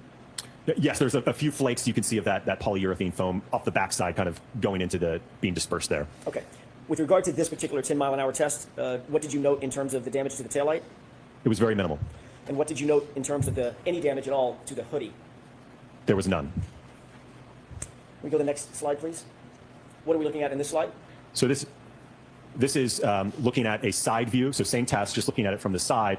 And similarly, you'll see the taillight come from the left and impact the arm. If we can play this, please. What did you note in terms of deflection of the arm, the test arm? Well, the arm essentially, and we'll see this in the data later, it reaches a common velocity with the taillight based upon the portion of the arm that was contacted, again, consistent with how Dr. Welcher has it oriented, it will become accelerated up to 10 miles an hour roughly. Over approximately what period of time is that arm accelerated up to 10 miles an hour along with the taillight? We'll see it on the data plots. I think it's about 10 milliseconds or so. How long, do you know how long an eye blink on average takes? Off the top of my head, no, I don't. Probably pretty quick. Somewhere around 250 milliseconds? Does that sound right? Sustained. Let's move to the next slide, please. What are we looking at in this series of photographs? So these are extracted frames from the high-speed video that we just saw on the previous slide, basically showing just at contact, just after contact, and then post-contact, so you can see the kinematics of the arm and how the arm is moving. Okay, let's move to the next slide, please. What is this photograph? So this is photographs taken of the taillight after the 10-mile-an-hour test. I will note that there was a couple small fragments of the clear portion of the assembly, the outer lens that was missing from that turn signal area towards the left here. There's a couple fragments missing, and then there was some small fracturing here in that area. How would you describe the damage to the taillight at the 10-mile-an-hour test? If I may go to the next slide, I think it might. Sure. So this was the totality of that damage at 10 miles per hour. So I would describe it as minimal and superficial. Okay. Next slide, please. What is this? So this is the photograph that I just shown you compared to that of the subject taillight so that you can have a side-by-side comparison of the test taillight compared to that of the subject. Were you able to reach any opinions and conclusions about whether the damage to the subject taillight is consistent with striking an arm at 10 miles an hour? It's inconsistent, in my opinion. Next slide, please. This is still test A, is that correct? Correct. Were you able to reach any opinions or conclusions as to whether or not the damage to Mr. O'Keefe's clothing is consistent with being struck by the taillight at 10 miles per hour? What I observed from the test is that there was no mechanism to create any of the holes that we observed on the subject sweatshirt. Do you hold that opinion to a reasonable degree of scientific certainty? Yes. As well as the former opinion that you just gave us. Yes. Next slide, please. What are we looking at in this graph? So this is a graph that shows the roughly, on the next graph, you're going to see a 24 millisecond window. So what I want to show you on this graph is what does that look like over a full second, so you can have an appreciation of just how quickly this is occurring. As you mentioned earlier, I think your comment about a blink of an eye, this is even shorter than that. We're looking at, as you'll see on the next graph, again, it spans over just a few milliseconds. So that yellow tick that you see in the middle there, what I've done is I plotted that over a full second. So 1 second is equal to 1,000 milliseconds. So if we go 500 milliseconds to the right, 500 milliseconds to the left, this whole graph represents 1 second in time. This impact duration is occurring very quickly. 1 second, is that reflected from the beginning of the graph to the end of the graph? That's representative of 1 second, is that right? Correct. So starting at this y-axis all the way to here is 1 second in time, with our impact duration happening over just a few milliseconds. And this was at 10 miles an hour? Yes. Next slide, please. What are we looking at in this graph? So we're looking at the acceleration or the change in speed over time, that parameter that we discussed earlier. So what you can see is that as the arm is impacted, we have the accelerometer mounted on the inside portion of the forearm, if you will. You see that it starts to accelerate, right? Because it's changing its speed, and then it starts to level off after the impact has subsided, basically, and it's reached a common velocity. What do we see in terms of the G-forces that are the arm is subject to? So that the peak is occurring right around here at about, looks like just over 6 milliseconds, and the peak acceleration is just over 130 Gs. And what does that mean? What is a G? So a G is acceleration due to gravity. So if we're being held down by 1 G, so you could think of it as basically a multiplication factor, that it's 131 times the acceleration due to gravity. And the next slide, please. What are we looking at in this slide? So this is, again, that concept that we talked about earlier, delta V. This is the change in speed. So if we do some math to the previous data that we collected, it's a technique called integration, where we can actually add up all of that acceleration to determine what speed did the arm get up to. And when we do that calculation to this data, what we see is that initially at the impact, right, the arm's at rest, right, Newton's law, first law. And then we impart a force on it in terms of the tail light impacting it. It's going to cause the arm to accelerate and change its speed. So as I noted earlier, it's essentially going to reach a common velocity with the impact force based upon how Dr. Welcher has the arm oriented. And we can see that it's a tick over 10 miles per hour at just over 10 milliseconds. So that means that the arm in a 10 millisecond period is going from 0 up to about 10 miles per hour, which was the speed of the impact. And 131 times the force of gravity is exerted on the arm at the same time? Sustain us to that point. Where does gravity play into this? What is the 131 Gs? Where's that force exerted? So that is the acceleration that the arm experienced as a result of that impact. So that's how quickly it was changing in speed. Understood. Let's go to the next slide. So is this a good place to take It the is. morning recess? All right, folks, we'll take a recess. Dr. Wolfe, please file our adjourners. Want to see counsel regarding just scheduling, please? All right, so the court, please.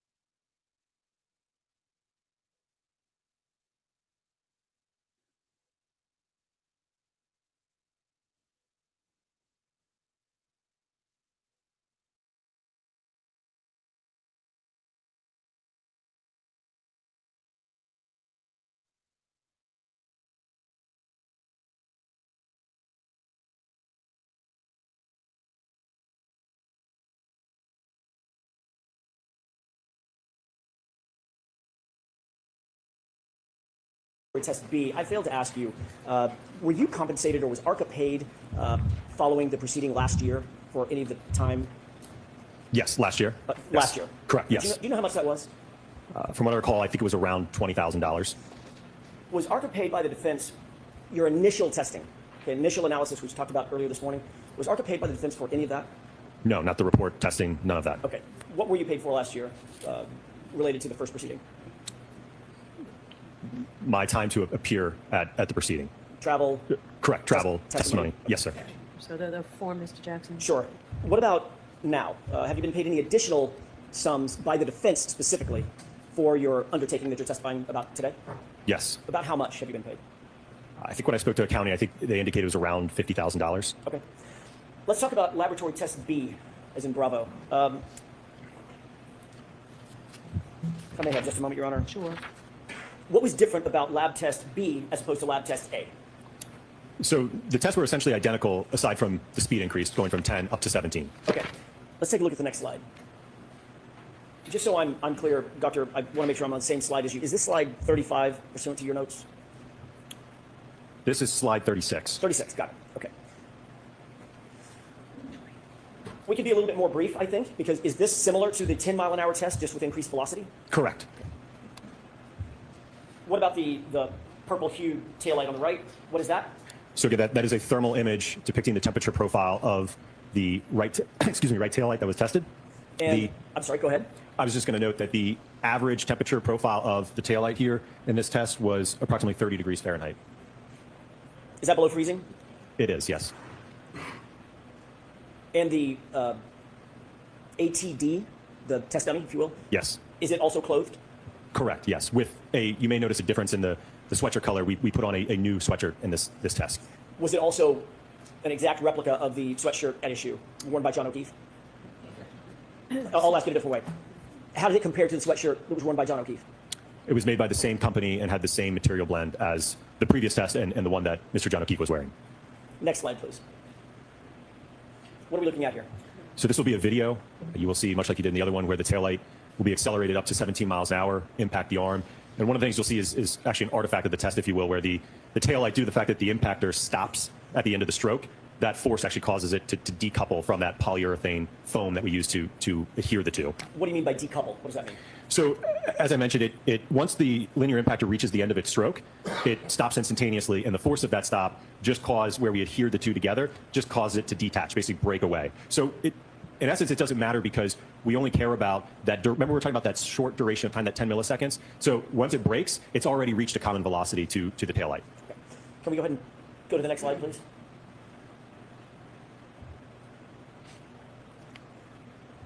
What do you note about this impact? So one of the things you'll see is kind of that dust cloud that you see. Again, that's all the particulates from the expanding foam that we use. So that's kind of what you see in the background there, kind of going over kind of the arm and the taillight there. Do you note more damage or less damage to the taillight at 17 miles an hour versus the 10-mile-an-hour test? There is more damage, yes. Let's go to the next slide, please. What are we looking at here? So you're looking at a top-down view from the high-speed camera. You'll see the taillight enter from the left, impacting the arm at about 17 miles per hour. Okay, go ahead and play it. Can you describe the decoupling that's shown here? Absolutely. So as you can see, where the two are basically married together, right? It's kind of actually coming back together now. So that bond that we had, right? This is the most effective way that we could mount it to the impactor. It just became detached due to the force of that impactor stopping at the end of the stroke. Understood. Next slide, please. What are we looking at here?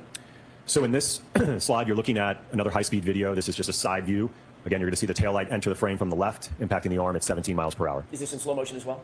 This is in slow motion, correct, not real time. Okay.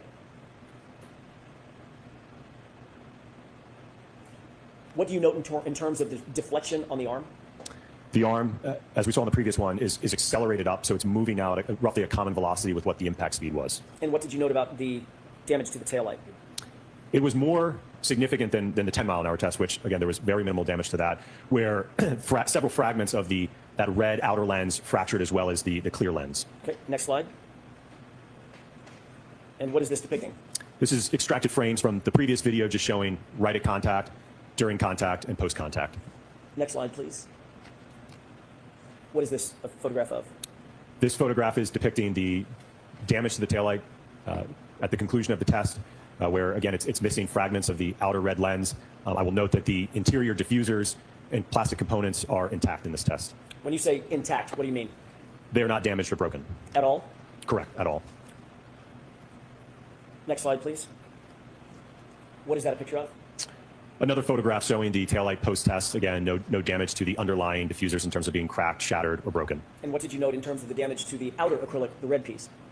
It broke into a few fragments, and I think on the next slide I depict those in a photograph. Let's take a look at that. What is that? So this is a photograph depicting the collection of the fragments post-test. I will note there's one clear piece, one red piece, another clear piece, and there is one more red piece in this bag. So the outer lens broke into approximately 4 pieces in the 17-mile-per-hour test. And I'll point out one other thing just because you can see it in the photograph.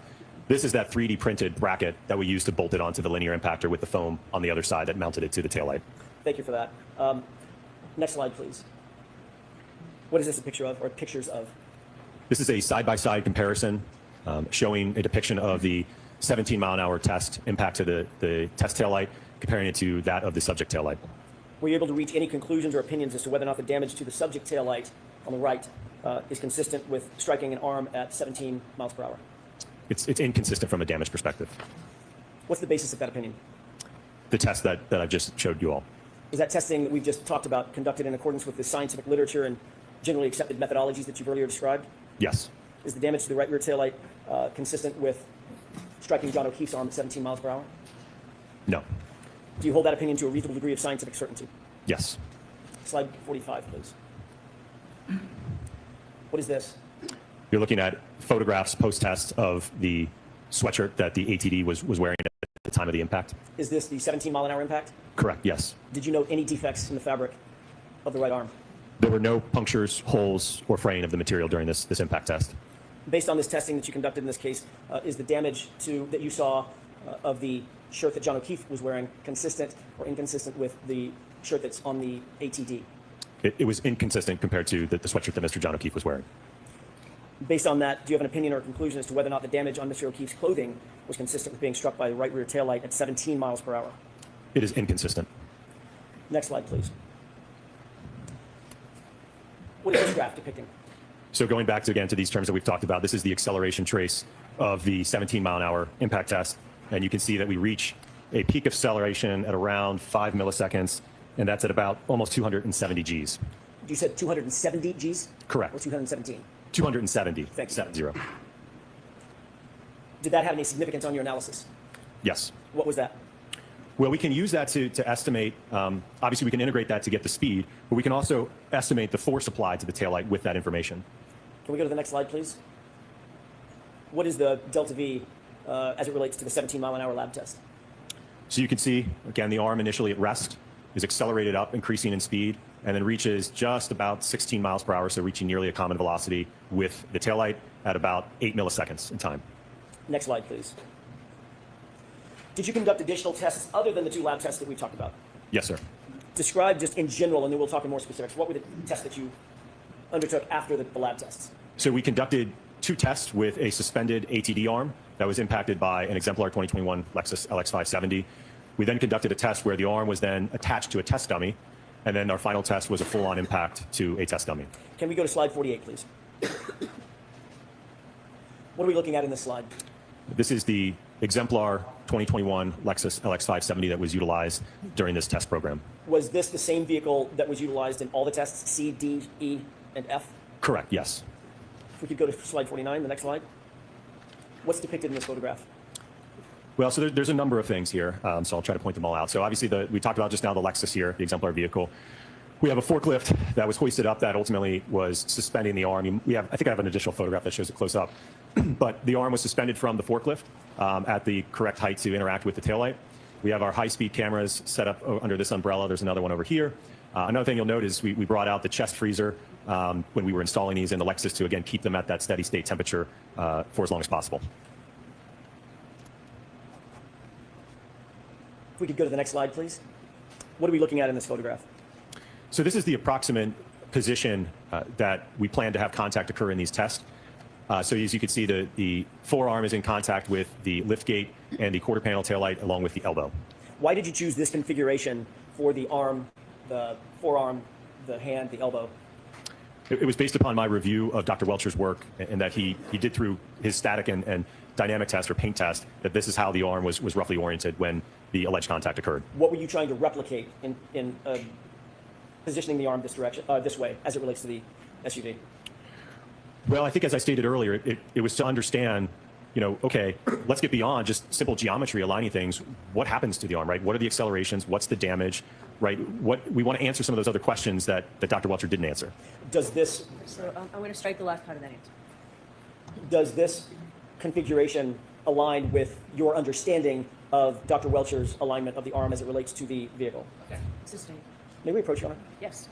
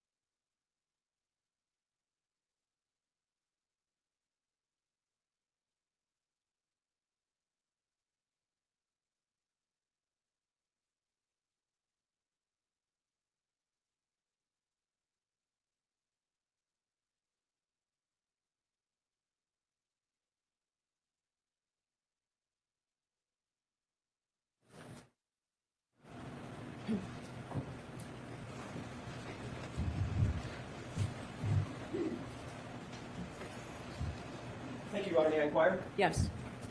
Okay, let's go to the next slide. It's maybe self-explanatory. What was the speed of your first test out in the field? 15 miles per hour. Next slide, please. What are we looking at in these two photographs? So on the left is a photograph of the installed preconditioned taillights just after the install, and on the right is a thermal image of that. And if I may just point out with the temperature. So one of the things you may see here is that due to the reflective chrome here, this is just an artifact of that being really reflective. So when we look at the average temperature profile of the taillight for this test, the average was approximately 17 degrees Fahrenheit for the taillight. Was it important in this testing to account for the temperature variance of the taillight assembly? Yes, absolutely. And I will note we certainly strive to maintain that. One of the things you actually may see in this photograph on the left are these pellets on the ground, and that is due to the fact during the installation process, one of my colleagues was positioned adjacent to the taillight fixtures, applying a compress of dry ice to help mitigate any heat transfer during the install process. Let's move on to the next slide. What are we looking at in this overhead view? This is it's a drone video, so you're going to see the Lexus accelerate from left to right, impacting the hybrid suspended arm in the area where you can see the umbrella. Can you use your spotlight and orient us? Where are the vehicles and the testing locations? Yes.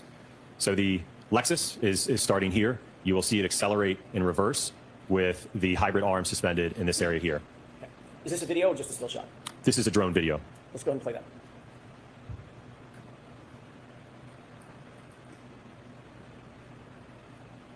Dr. Wolfe, is that in real time or slowed down, sped up? This is in real time. Okay. Next video, please. What is this? This is a camera that was mounted on top of the forklift that was suspending the arm. Is this a still shot or is it a video? It's a video. What is the orientation of that arm as it relates to the vehicle that we'll see? So it will make contact with the taillight, although I will note in this test, ultimately the contact ended up being more of a clip or a side swipe in this test. Go ahead.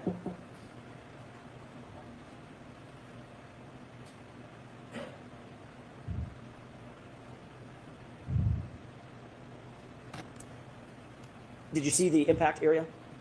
It's quick. Right. What did you mean when you said more of a side swipe or a clip? So I think the next couple of videos will help demonstrate that. Let's move on to the next one. What are we looking at in this video? I'm sorry, in this photograph.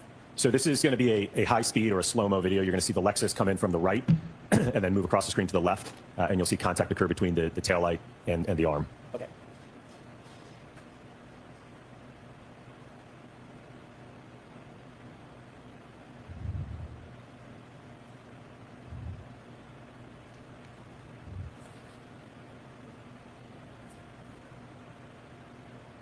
Can you explain for the jurors using this video what you meant by more of a side swipe or a clip?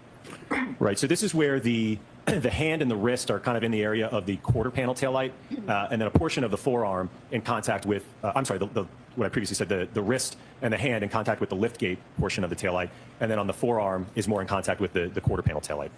Okay. Can we move to the next slide? And what is this angle? This is, yeah, same test, just a different angle with the high-speed cameras in slow motion. And this is at 15 miles per hour, correct? 15 miles an hour, correct. Can you explain for the jurors, given the fact that this is suspended, does that have any impact on the ultimate analysis or reconstruction, rather than being attached to an ATD? Effectively, mass is mass. So whether we have an arm that is suspended or attached, again, it's the arm is on a joint, right? So the arm can accelerate freely of the rest of the body, right? So if anything, even if it is attached to the body, there may actually be some additional force associated with that, just because there could be more mass attached to it. Understood. Okay, let's go ahead and play this video.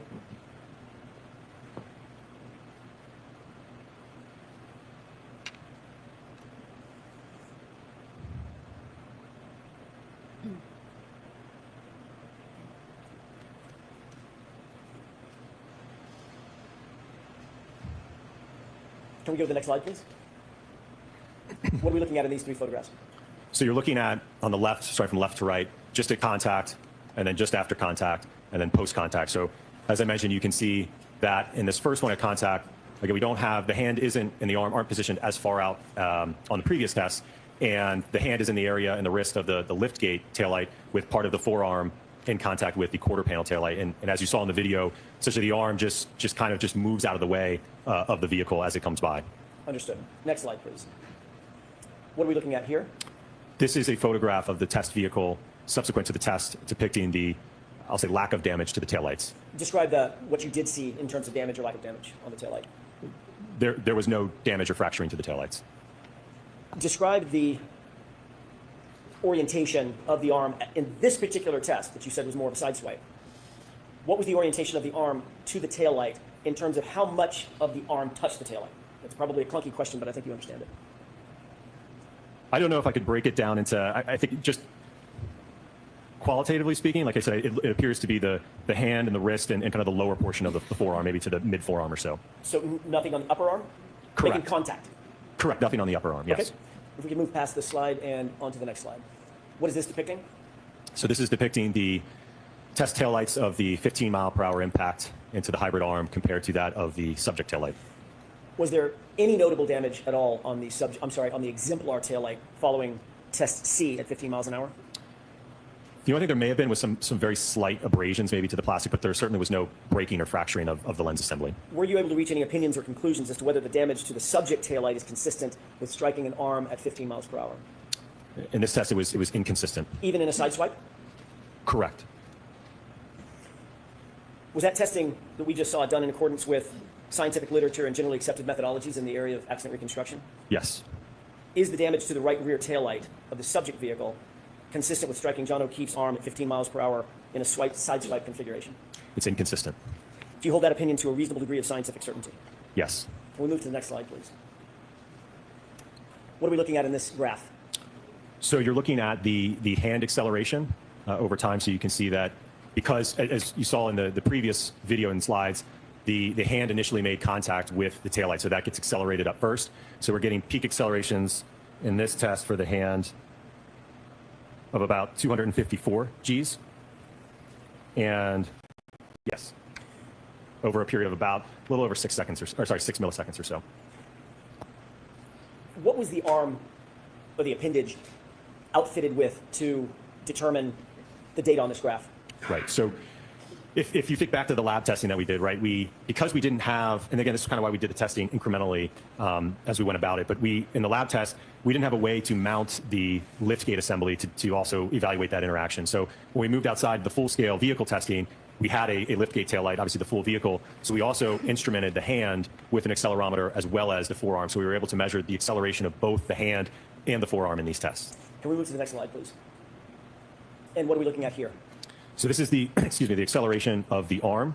So you can see that it reaches a peak around 5 milliseconds at about, looks like just under 200 Gs. And the next slide. What's depicted in this graph? So this is doing, again, the integration of the acceleration data for the hand to determine what speed did the hand get accelerated up to. And you can see that at the onset of this, it's at rest. It's impacted and then gets up almost to 15 miles an hour in 4 milliseconds. Ultimately does reach at about 18 milliseconds. It does reach that 15, but it's nearly at 15 at contact. Thank you. The next slide, please. And what is this delta V showing us? So this is showing the change in speed of the arm. And again, because the hand was, and the wrist was more of the central impact to the ATD arm, This ultimately saw less acceleration, therefore less of a change in speed. So at around 6 milliseconds, well, roughly actually about 1 millisecond after it started to increase in acceleration, it's at about 5 miles per hour. Is that reflected in the fact that the arm pivoted? Yes, there's some rotation going on, so it's not translating or accelerating. Understood. Can we move to the next slide, please? Test D. What was the speed that you undertook in test D as in Delta?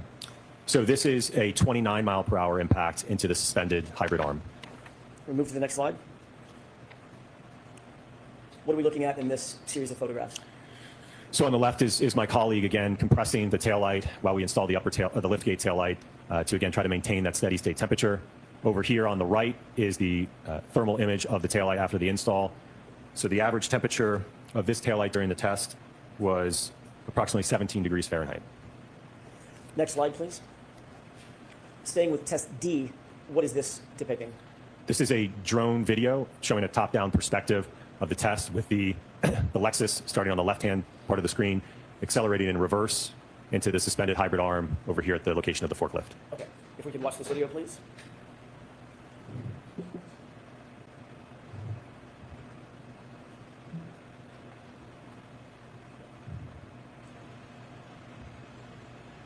Do your next slides show, there you go, the suspended arm. What are we looking at here? So this is a video camera that was positioned on top of the forklift looking down at the arm, so you'll see the vehicle move from bottom to top as this video plays. By the way, Dr. Wolfe, what are the purple and white lines that we see have predominated? I'm sorry, I was talking over that. Sorry. That's okay. What are the purple and white lines that we see? So those are guidelines to help. I will note that this is kind of like a needle in a haystack. It's very hard to hit this small of a target. So just served as a guideline to reference as we're accelerating rearward into this. Is this in real time? This is in real time, yes. What's the speed that the vehicle is entering the frame at? 29 miles per hour. Thank you. What happened to the arm in terms of its suspension? It actually gets ripped off from the mounting location. Is there a reason you believe physically that that arm was ripped off from the suspension tethers? Well, certainly there was enough force to break the tie lines to the forklift. Was there a test value of those tie lines? I think they were rated at 150 pounds. What does that suggest in terms of the force that was exerted, just before we get to the other testing, the force that was exerted on the arms to tear off the tie lines? Well, it indicates that the arm saw at least 150 pounds of force. Okay. Next slide, please. What are we looking at in this video? So this is going to be a slow motion video. You'll see the Lexus accelerate in reverse, making contact with the arm. And again, this is the 29 mile per hour impact test. Okay.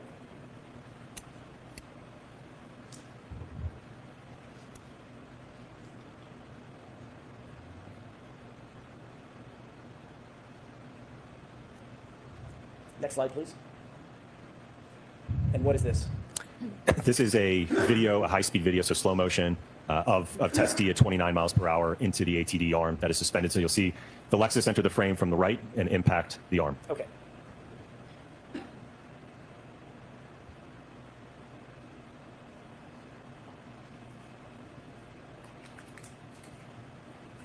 Was this strike more reflective of what you were attempting to replicate? Yes, this was a more central impact to the arm, yes. Thank you. Next slide, please. And what is this? So this is a high-speed or slow-motion video depicting the test D at 29 miles per hour, just a different perspective than the previous video. Okay.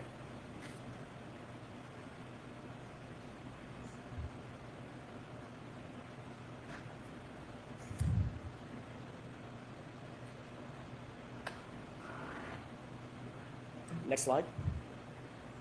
And what are we looking at here? So this is extracted frames from the high-speed video. So starting out left to right, this is roughly at first contact with the majority of the hand, the majority of the forearm in contact with the liftgate taillight, with a portion of the elbow in contact with the quarter panel taillight. Can I stop you right there on that far left frame? Does that fairly replicate what you were attempting to approximate in terms of the orientation of the arm versus the taillight? Yes, more of a central impact compared to that first test at 15, yes. Is that more or less consistent with what you saw in Dr. Welcher's test where he had his arm in that still shot associated with the geometry of the car? Sustained. Is this consistent with what you were trying to replicate after your review of Dr. Welcher's report? Yes. Sustained. Can I ask you differently? What were you trying to replicate, or why were you trying to replicate this at the 29 mile an hour test in this particular orientation? We were trying to see, based upon Dr. Welcher's orientation, what happens to the arm in terms of the acceleration and the damage to the taillight at that configuration at contact. Okay, next slide, please. What are we looking at? So this is a photograph depicting the damage to the liftgate taillight as well as the quarter panel taillight. And what do you note in terms of that damage? So on the liftgate taillight, a significant portion of that thick 5mm red outer lens is fractured and broken off. The underlying diffusers are still in place. There was a small crack in, I believe it was the upper diffuser here. The quarter panel taillight had the clear section damaged with the outer lens missing, along with some fragments from the outer portion of the red part of the lens. Next slide, please. What are we looking at in this slide? So this is another photograph depicting the quarter panel taillight. As I indicated, there is portions of the red lens cover missing. The interior diffusers remained largely intact in this test. Next slide. What is this side-by-side depicting? This is showing the results of the 29 mile per hour impact test to the test vehicle compared to that of the subject taillight. Given that orientation of test D, were you able to reach any opinions or conclusions as to whether or not the damage to the subject taillight is consistent with striking an arm at 29 miles per hour? It was inconsistent. What's the basis for that opinion, Dr. Wolfe? The results of this test. And was that testing conducted in accordance with the scientific literature and generally accepted methodologies in the field of accident reconstruction? Yes. Is the damage to the right rear taillight consistent with striking John O'Keefe's arm at 29 miles per hour? When I say the right rear taillight, I mean of the subject vehicle. Sustained, Mr. Daphne. With regard to your opinion concerning whether the subject taillight is consistent with striking an arm at 29 miles per hour, do you hold that opinion to a reasonable degree of scientific certainty? Yes. Next slide, please. What is depicted in this graph?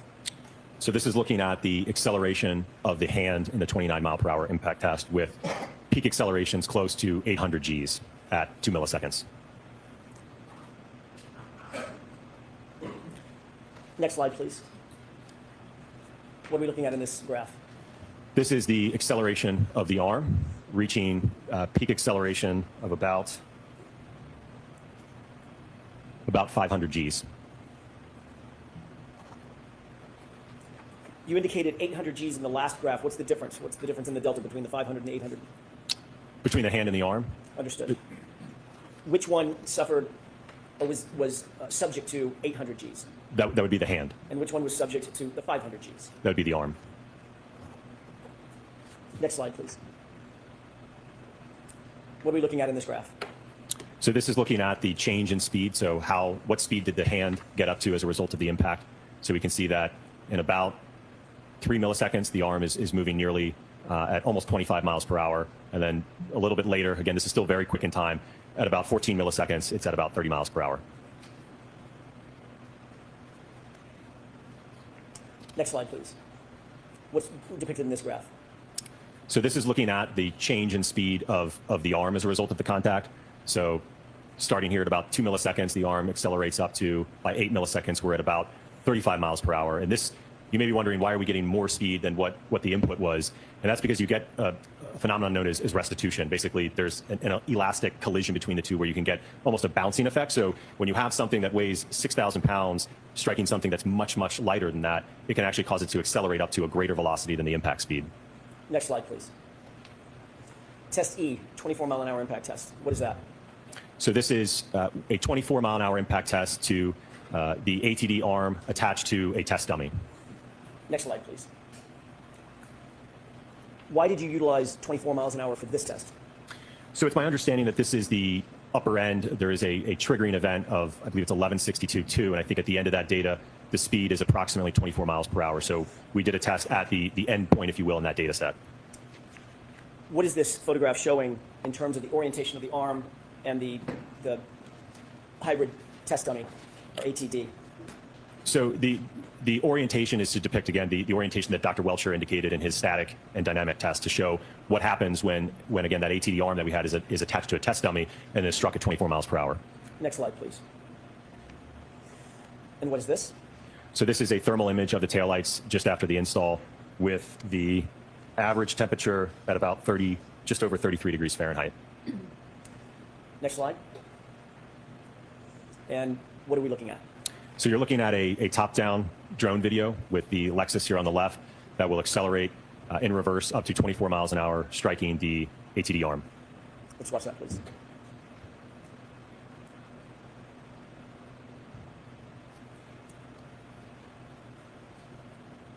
Next slide. What are we looking at in this slide? So this is a top-down video from atop of the forklift, or where the arm is suspended, attached to the dummy. So you're going to see the vehicle enter from the bottom going to the top of the screen.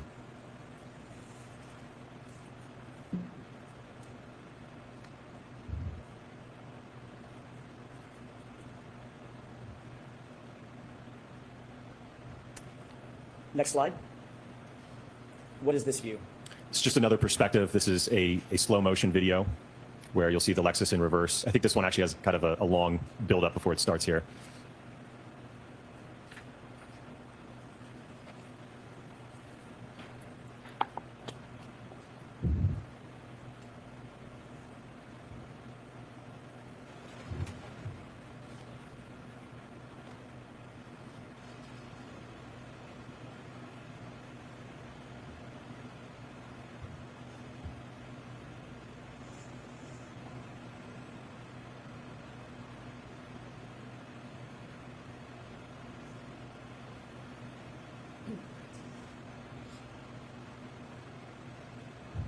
And could we go to the next slide, please? And what is this? So this is a perspective from the high-speed camera, so a slow motion video with the Lexus reversing into the ATD arm at 24 miles per hour. Before you play this, Dr. Wolfe, I failed to ask this, it may be obvious. After each of the tests, C, D, E, F, were you replacing the taillight with new exemplar taillights that had been temperature accounted for? Yes, every test had a new set of quarter panel taillights, as well as liftgate taillights. And even in the test where the taillight in the 50-mile-an-hour test where the taillight was not damaged, we still put on new taillights. We did not repurpose or reuse any of the taillights. Okay, thank you. If you could play this for us, please.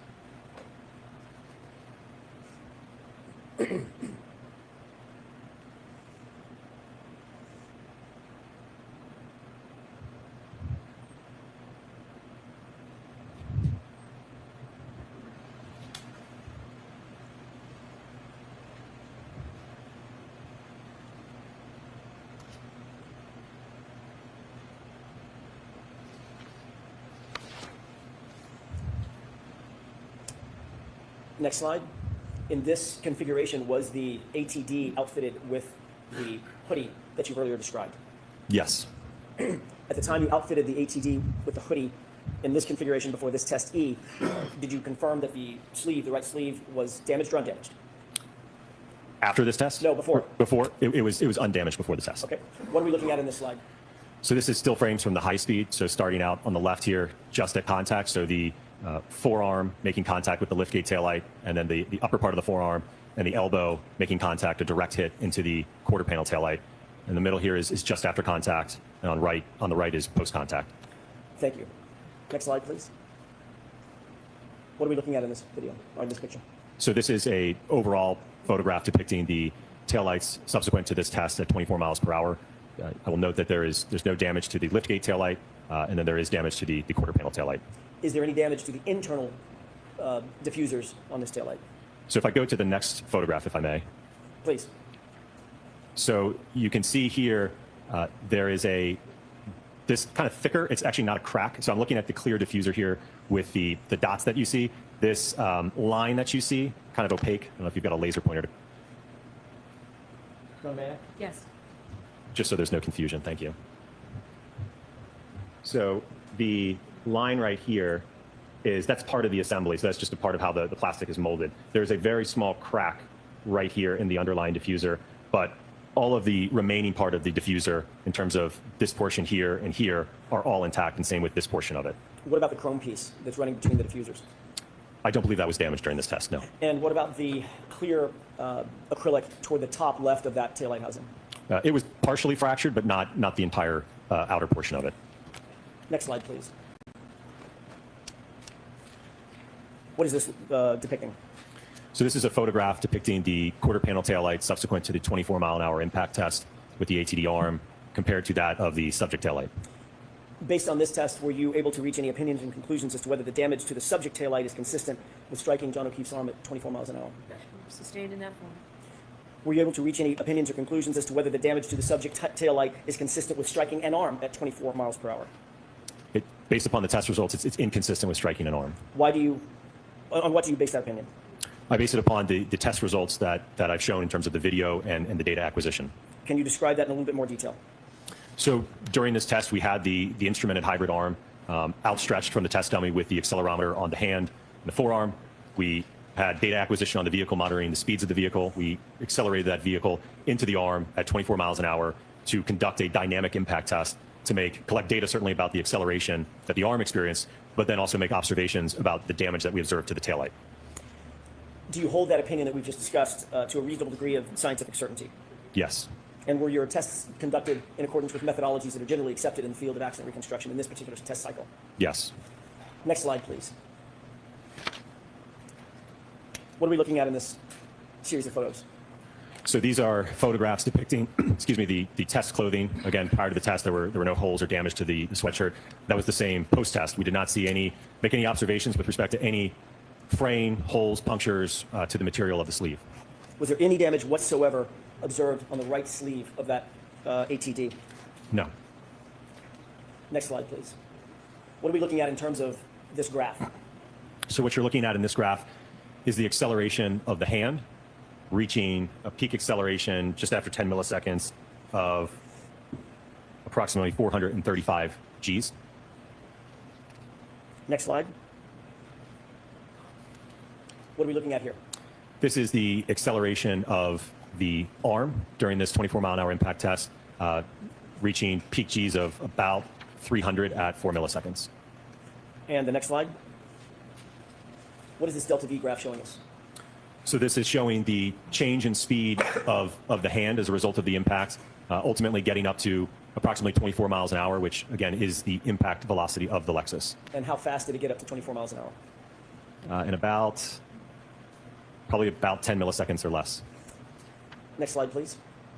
And what is this delta V showing us?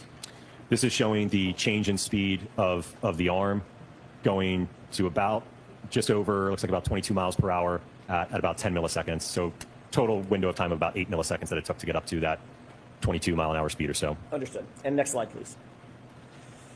Did you undertake, by the way, another question. On that, when the ATD was oriented in test E, with an echo, where it was standing with its right arm out, and the impact was on the right arm, what happened to the mass of the body of the ATD?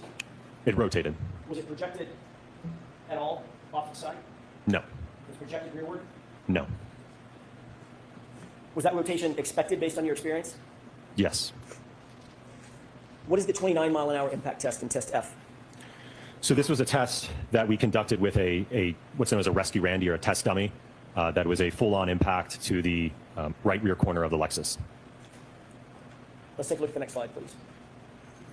With regard to test E, if I could please ask you about that. I'll go back to that test and then we'll look at this one. With test E, was that reflective of a direct impact on the arm itself? Correct, right in the area of the elbow to the quarter panel taillight. As opposed to a side swipe on the arm? Correct, yes. Thank you. Did you undertake to test a direct impact on the body of the ATD in this test? Of the rescue Randy dummy? Yes. Yes. What are we looking at here? So this is the intended impact configuration with the rescue Randy suspended here by the forklift, and again, kind of in the path of the profile at that right rear corner. How much does this test dummy weigh? Approximately 200 pounds. Next slide, please. What are we looking at in this photograph? So this is a video. We had a little bit of a false start, so our high speeds weren't triggered, but thankfully we were able to pull our surveillance video to get at least an overall video of the test taking place.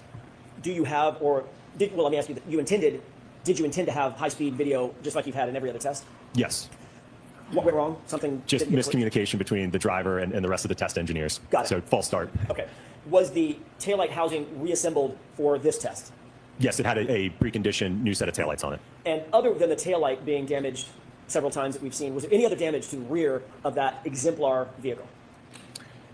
I'm sorry, can you repeat the question? Sure. Other than the taillight damage that you rotated through in your testing, C through F, was there any other inherent damage to the lift that existed when the exemplar vehicle was received by you? When it was received, no, it was in good condition. No defects or damage were noted. Okay. What are we going to expect to see in this video? So in this video, you'll see in the surveillance video, the Lexus will come from the right to left, strike the rescue Randy, and then you'll see the rescue Randy projected and slide on the ground. Okay.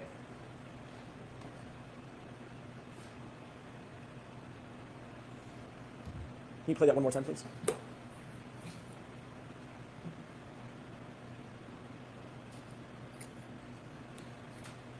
Next slide, please. What are we looking at in this series of photographs? So this is a extract from our VBox software and data acquisition system. So on the top, you'll see the video. On the bottom is the data. So this is another feed that we had of video. This was triggered. So we do have data from this perspective. So what you'll see is my colleague will move away from the assembly with the dry ice, and then the vehicle will accelerate in reverse. That was my question.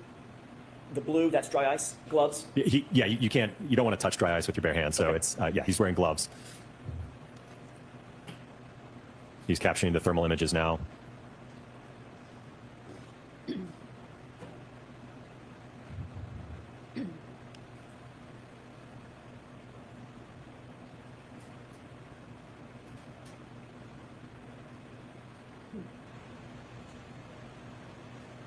Next slide, please. And what are we looking at in this? So these are extracted frames from that video you just saw from the data acquisition system. So on the left here is just before contact between the test dummy and the Lexus. On the right is just at contact. Next slide, please. And what are we seeing in these series of photos? So this is obviously during the collision sequence. The body now has loaded into the lift gate and the back window. What you're seeing here is the back window shattering. And this is just a few split second later in time where, again, the body is continuing to move with the vehicle as it's contacted. Next slide. And what is this? This depicts the post-impact damage to the rear of the Lexus. As I noted, the rear window is completely shattered. There's deformation and crush to the liftgate section of the vehicle. The bumper step was popped out, and then there was some minor fracturing in the bumper cover at the lower level. Did you note anything regarding the internal components of the exemplar taillight, even at this direct impact? So the taillight, as you can see, it blew out the outer lens cover. I believe the part of the clear diffusers were actually still in place. I think the lower one might have been fractured here, but I think the upper one was still in place. At 29 miles an hour with a direct impact, did the exemplar taillight exhibit the same type of damage to the diffuser as the subject taillight? I'm not sure I understand your question. More or less damage in this photo to the diffuser specifically than in the subject taillight? Well, I think there was more in the subject taillight. As I mentioned, I believe the top diffuser More on this damage? Correct. Okay, that was my question. And is there another slide at the on the back end of this one? That's it. Okay, we can have the lights. Dr. Wolfe, you conducted tests at what miles per hour? Tell me the sequence. It would be 10 miles per hour, 17 miles per hour, 15 miles per hour, 29 miles per hour, 24 miles per hour, and then a full-on hit at 29 miles per hour. Regarding all of the tests you conducted, what did you observe with regard to the damage, if any, to the internal components of the quarter panel taillight? And I'm talking about the chrome pieces and the diffusers. It was less in all of the tested taillights than that of the subject taillight. Did you reach any opinions or conclusions as to whether the damage to the right rear taillight of the subject 2021 Lexus is consistent with an impact to John O'Keefe's right arm during a high-speed reversing maneuver? Sustained in F1, Mr. Jackson. Did you reach any opinions or conclusions as to whether the damage to the right rear taillight of the subject vehicle is consistent or inconsistent with an impact to a right arm during a high-speed reversing maneuver? It was inconsistent. What's the basis for that opinion? All of the test data that we did from the laboratory testing, moving up to full-scale vehicle testing, all of the collected data in terms of the photographs, the observations, all the acceleration data collected. So all of the testing that we've walked through in this PowerPoint, along with certainly that was based upon all generally accepted and peer-reviewed methodologies in the accident reconstruction community. Do you hold that opinion to a reasonable degree of scientific certainty based on your experience, training, and education? Yes. Did you reach any opinions or conclusions as to relating to the punctures, holes in the hoodie that you saw that was related to John O'Keefe? Yes. Do you have an opinion or conclusion as to whether or not the damage that you saw to the hoodie related to John O'Keefe? is consistent or inconsistent with a impact from a right rear taillight of the subject SUV? It was inconsistent. And what do you base that opinion on? Based upon all of the impact testing that we did with the clothed ATD arm in the laboratory as well as the field.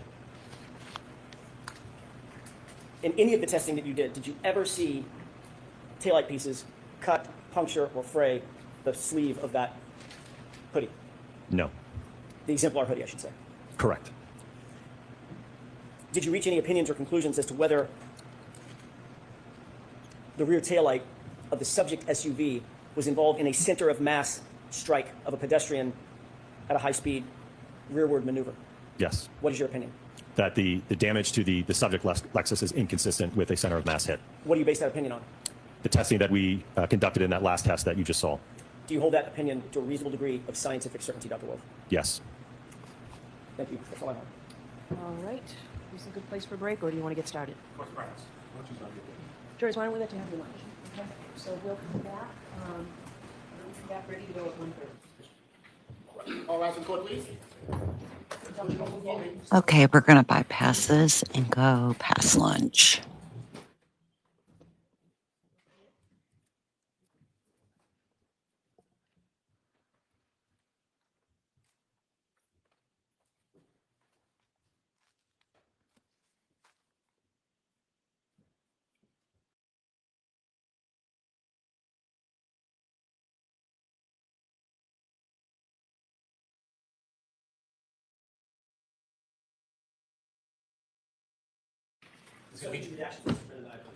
All right. So, okay, great. Thank you. All right. Do we have the actual? Okay, great. Yep. So, Exhibit 216. thank you. All right, Mr. Brennan. Good afternoon, Dr. Wolfe. Good afternoon. When you testified in direct, you shared with the jury some of the work that ARCCA does. Do you remember that? Yes. And you had mentioned a couple interesting things, that there had been some work with the Department of Defense. Correct. Yes. The work with the Department of Defense, was that during your time or before you got there? That would have been prior to my employment. Yes. So when you were telling them about working with the Department of Defense, that really had nothing to do with you. That was ARCCA before you began working there. ARCCA as a whole, yes. The work that we do, yes. Not you. As I said, I wasn't involved specifically in that project. No. And you mentioned that you did some stuff, or the company does some things for the NHL. Yes. You didn't tell us much more about what you do. There's other things that ARCCA does as far as clients, right? Certainly. Did you share with us that you work for lawyers and law firms? Yes, we do. And you do litigation, insurance companies?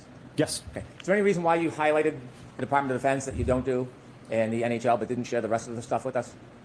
That's just some of the prominent clients that we have. I see. You provided us a CV, didn't you? Yes. And that's like a resume, tells us a little bit about your education experience. You get to highlight some of the things, your accomplishments. Yes. You shared with us you've been the director of accident reconstruction at this company, ARCCA, since 2017. No, not since I started. You started with ARCCA in 2017. Correct. Yes. When did you become the director of accident reconstruction? I think that would have been in January of 2024. So about a year and a half. About a year and a half ago? Yes. And you received your certification from ACDAR. Yes. Did you pass the test on both parts first time? I don't recall if it, I think it was I had to retake, I think, the practical section in the afternoon. Well, you would recall something like that, wouldn't you? Did you pass both parts on the first try? Like I said, I think it was the second part I had to retake. Well, this is a pretty important test, isn't it? Not really. It's your certification. It is, but much of the concepts that are covered in it are very elementary. Well, not so elementary. You had a hard time with part of it, didn't you? Well, with respect to the portion that I had to retake, it's a practical exam where you have to reconstruct an accident. You have to determine approach angles, departure angles, and it can be very sensitive to those inputs. And unfortunately, if you mess up one of your first angles and you carry out that calculation, then the whole problem is graded wrong, even if you did all the math correct. So we understand there's a multiple choice question part. That's the easier part, correct? I don't know if it's easier, but there is a multiple choice part. There's a more practical part where you actually have to go out in the field and do assessments, kind of like the things that you did today. You don't go out into the field, no. And, when did you first take that second part that you did that? I don't recall. You don't remember when you took the test? No, I don't. Suffice to say, you took it again, Correct. and ultimately you passed both sections of that test? Yes. In your CV, you list your schooling, and you list your degrees, don't you? Yes. You mentioned some of the things that you focused on in your academic experience, don't you? Yes. And you have publications.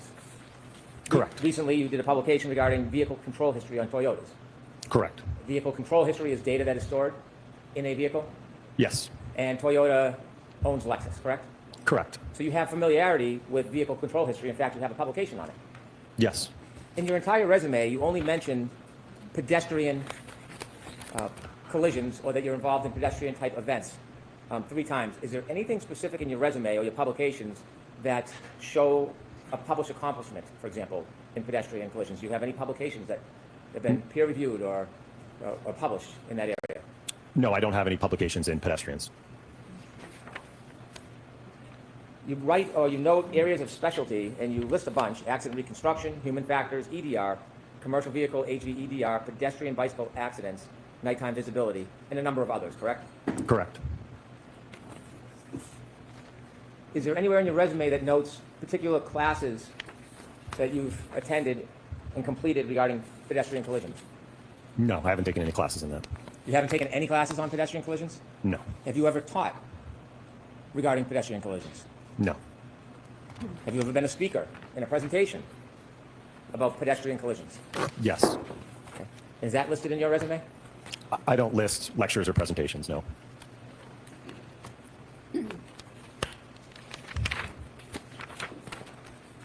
You were asked questions about your involvement in this case. Yes? Yes. And you had shared with us that you, at the beginning, were working for a separate party or a third party, you said? Yes, another agency. Another agency.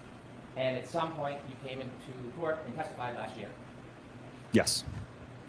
And during the time, before you came in and testified, you weren't wholly independent of the defense, were you?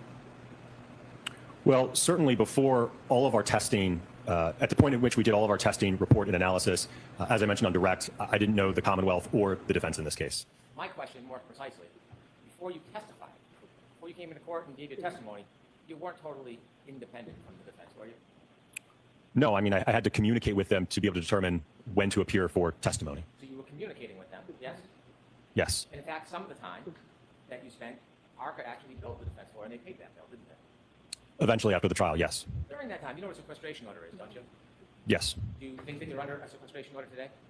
Yes. Did you talk to anybody about any of the prior testimony in this case before today? No. How'd you get there today?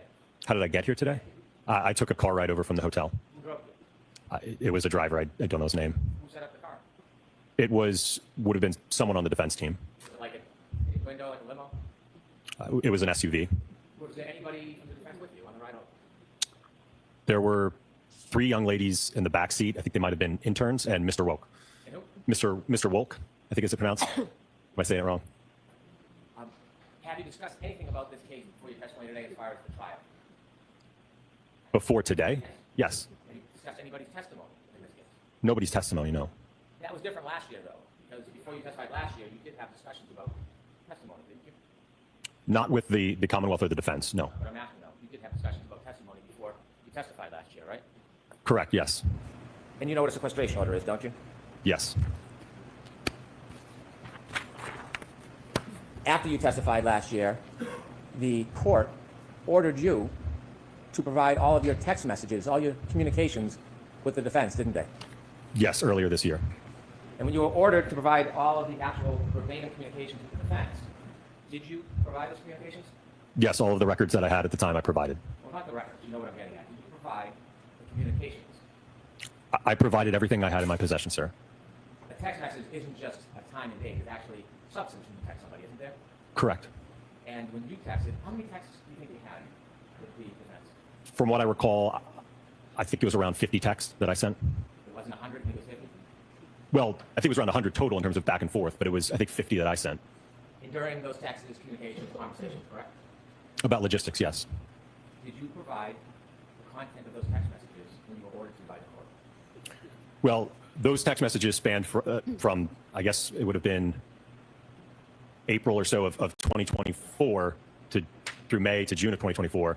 Ultimately, I think I received the court's order in May of this year, April of this year. So it was a year after the fact, and I had already deleted the text at that point. How many of those text messages did you delete? I just swiped the conversation, so it would have been the whole conversation. Not how you did it. How many of those 100 or so text messages did you delete, sir? It would have been the whole text chain. I didn't individually delete them. It just, when you swipe, it just deletes the text chain. After you deleted them, did you go into the recently deleted and then delete them so they were unavailable? I don't recall doing that. Well, you were asked to search your records for the text messages. Did you do a thorough search to see if you still had them or whether you had destroyed them all? I checked my phone, and I also checked with my phone carrier. So do you know if they were still under the recently deleted part of your phone, or did you go and take that extra step and totally destroy them? From what I recall, I did not find any of the text messages, no.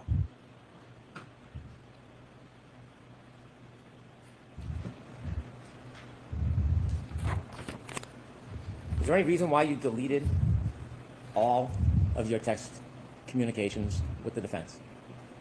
Well, it's something that I routinely do. I work with attorneys and clients all the time, whether it's appearing for trial or inspections, and I don't have a habit of keeping a text chain that talks about logistics and things. It's just I routinely delete them after that communication is over with, and certainly after the prior proceeding, once it had concluded, there was no reason for me to preserve those. Okay. And so, at some point, you switched from text messages to another form of communication, didn't you? Yes, earlier this year. Can you tell us a little bit about this new form of communication, not text messages? So Mr. Jackson had indicated that he and his defense team utilized an application known as Signal for their communications amongst their defense team. Ultimately asked if I would also use that application to communicate, which I agreed to. Is Signal an encrypted app? It's a secure encrypted app, yes. It doesn't leave any records, right? I don't believe so, no. Well, you have it. You're using it. Do you have any records from your Signal use? I'm going to allow that. Do you have any records from your Signal use? I do not, no. So you know full well that Signal is an encrypted app, leaves no record. There may be a setting that you can change. I just know that the way that it was set up, there was no record. Well, who set yours up to have no record? I don't know. I think it was default. Have you ever checked your Signal app to see if you have any record of your communications pursuant to that court order? Well, I don't have the application anymore, but at the time I did check the application. Out of all these clients that you've had, how many times or how many clients would you use Signal with? This was the first time. Have you used it since with other clients? Not yet, no. Before you testified last time, at the last proceeding, or should I say when you testified at the last proceeding, kind of like today, you attempted to portray yourself as totally independent, didn't you? Sustain enough. When you testified at the prior proceeding, did you attempt to portray yourself as totally independent? Yes. The truth is, before you testified, you were communicating with the defense and attempting the best you could to assist their cause, weren't you? I wouldn't characterize it that way. So before you testified, you wrote out questions that you thought could help, that you should be asked when you testify, correct? So something I routinely do before testifying is prepare an outline of topics and questions that would best help be able to get out my opinions and the analysis I undertook, ultimately so that you all have an understanding of what I did. So I'm asking you a question. You gave the explanation, but you're skipping over the answer to my question. So Sustained. I'll ask you again. Before you testified, did you write out a list of questions that you wanted to be asked? Yes. And when you listed out the questions, you also listed out the answers, didn't you? A general response. It wouldn't be verbatim to that. And it's verbatim. Did you list out the answers to each and every one of the questions that you had prepared? Yes. So for every question, there's an answer that you provided so that you could follow a script, so to speak, yes? I wouldn't characterize it as a script. One of the questions asks, so not being able to inspect vehicles is something that's not uncommon in your line of work? And your answer, absolutely not. Remember writing that out? Yes. And then you put a footnote, a comment.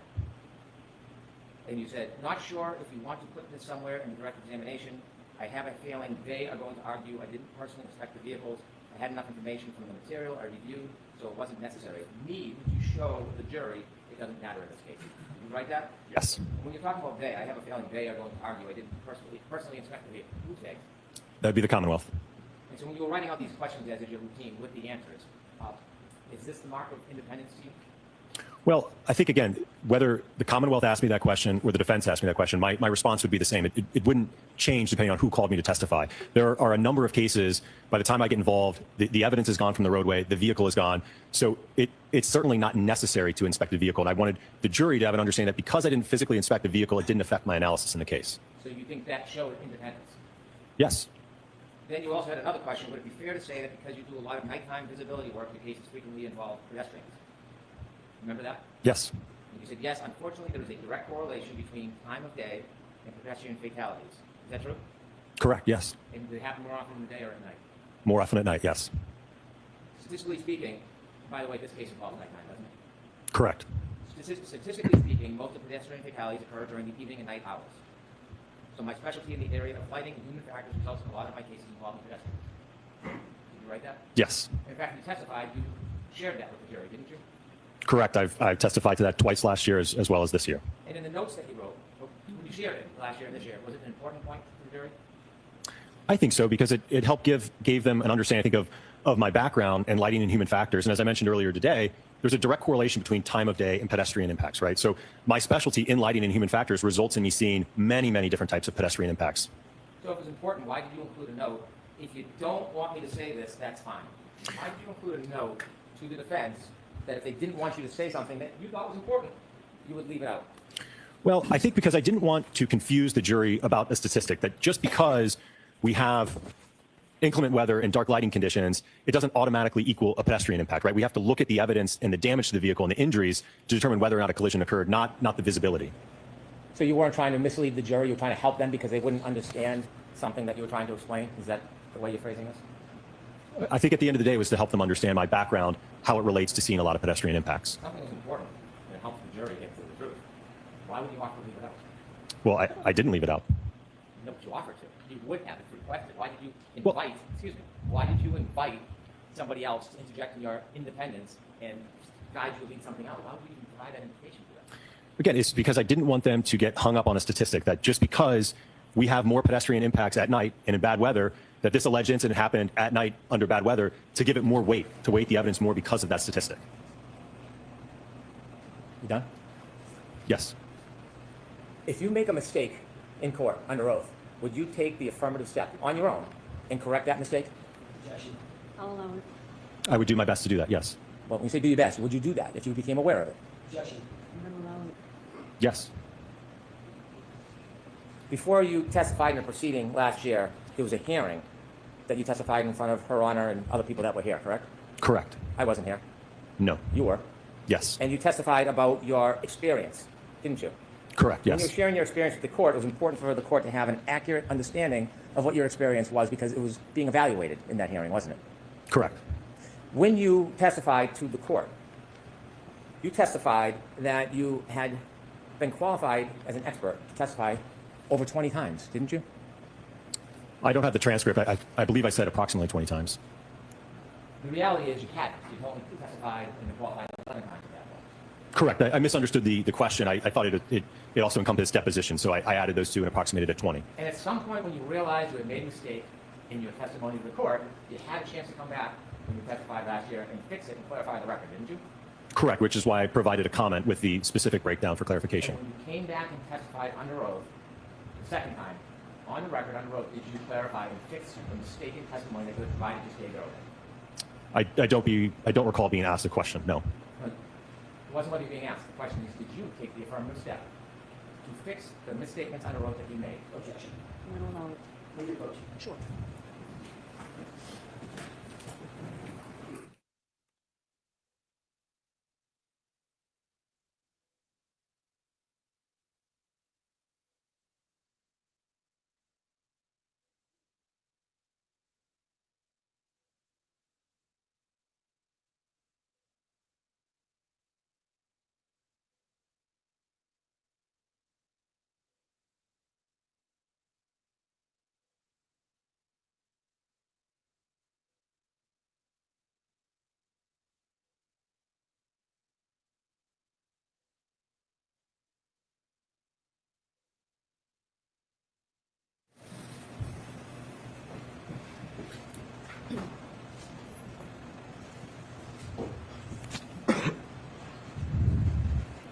After your first testimony, you appreciated that you made a statement under oath that was wrong, didn't you? Yes. In fact, you made a note. I realized in my testimony I said about 20 times, when you asked me how many times I had been qualified, I misinterpreted your question, which was my fault, but in looking at my D&T list, it's 11 trials, 7 depositions, 18 testimonies total. Not sure if you want to clear it up or just leave it. Was Correct. it? Yes, sir. You just leave it? I'm not responsible for asking the question, sir.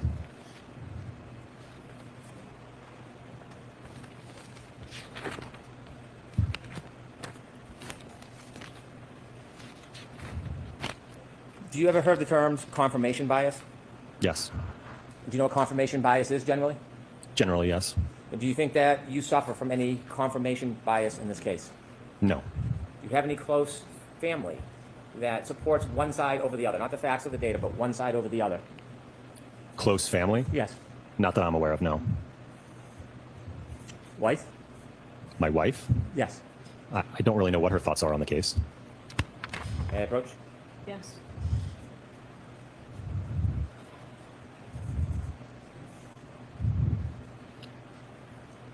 You look at that document. Have you seen that before? No, I have not. Never seen that. No.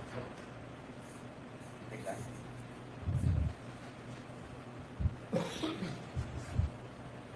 You're unaware of anything that may influence you to lean one way or another? Correct. When you first took a look at some of the facts in this case, you had some information. Since then, you've received a lot more, haven't you? Correct, yes.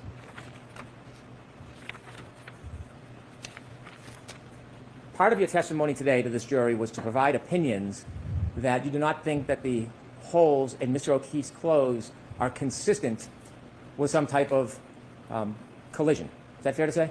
Yes. In coming to that opinion, you relied on some of your testing that we saw in those videos, didn't you? Yes. And that testing involves a hybrid 3-arm, doesn't it?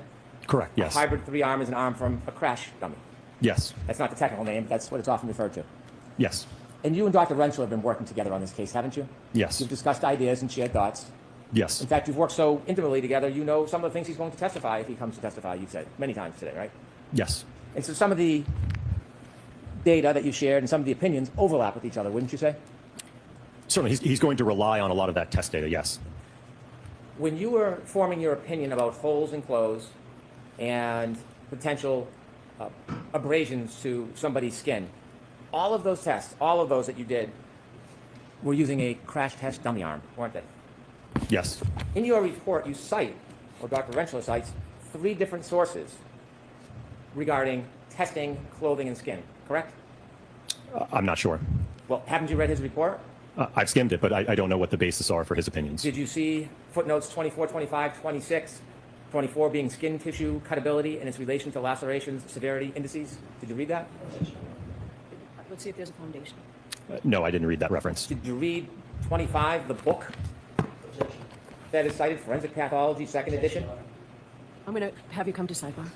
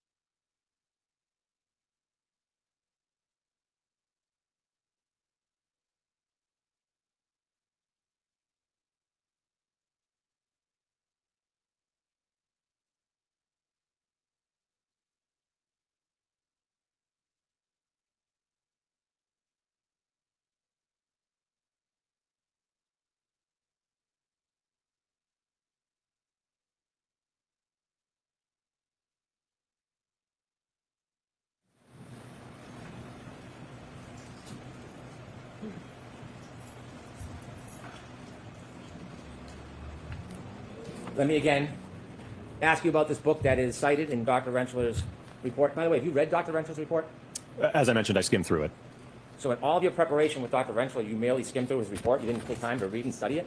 Well, none of my opinions are based on work that he did. He's undertaking a completely separate aspect in the analysis. But that's not the question. The question I asked you was, did you, in working closely with him, take the time to study his report? As I mentioned, I skimmed it. I didn't read through, as you mentioned, all the references or what he cited. I didn't do that. Did you read his report? I did read the report, yes, but I didn't in depth go through each reference and look at what he was citing. So you read his report. Yes. And when you read his report, did you see there were footnotes for a number of different propositions that he made? I know that there were footnotes in the report, yes. Well, on the issue of whether or not crash test dummies should be used during experiments as a basis for an opinion of whether abrasions can happen through cloth or an arm, wouldn't that particularly interest you since you were going to come here and testify about it multiple times in front of this jury? I'm not sure I understand your question. You knew you were going to come in here and suggest to the jury that you thought that these tests were inconsistent with causing any type of holes in clothing similar to Mr. O'Keefe's or abrasions on his arm. You knew that was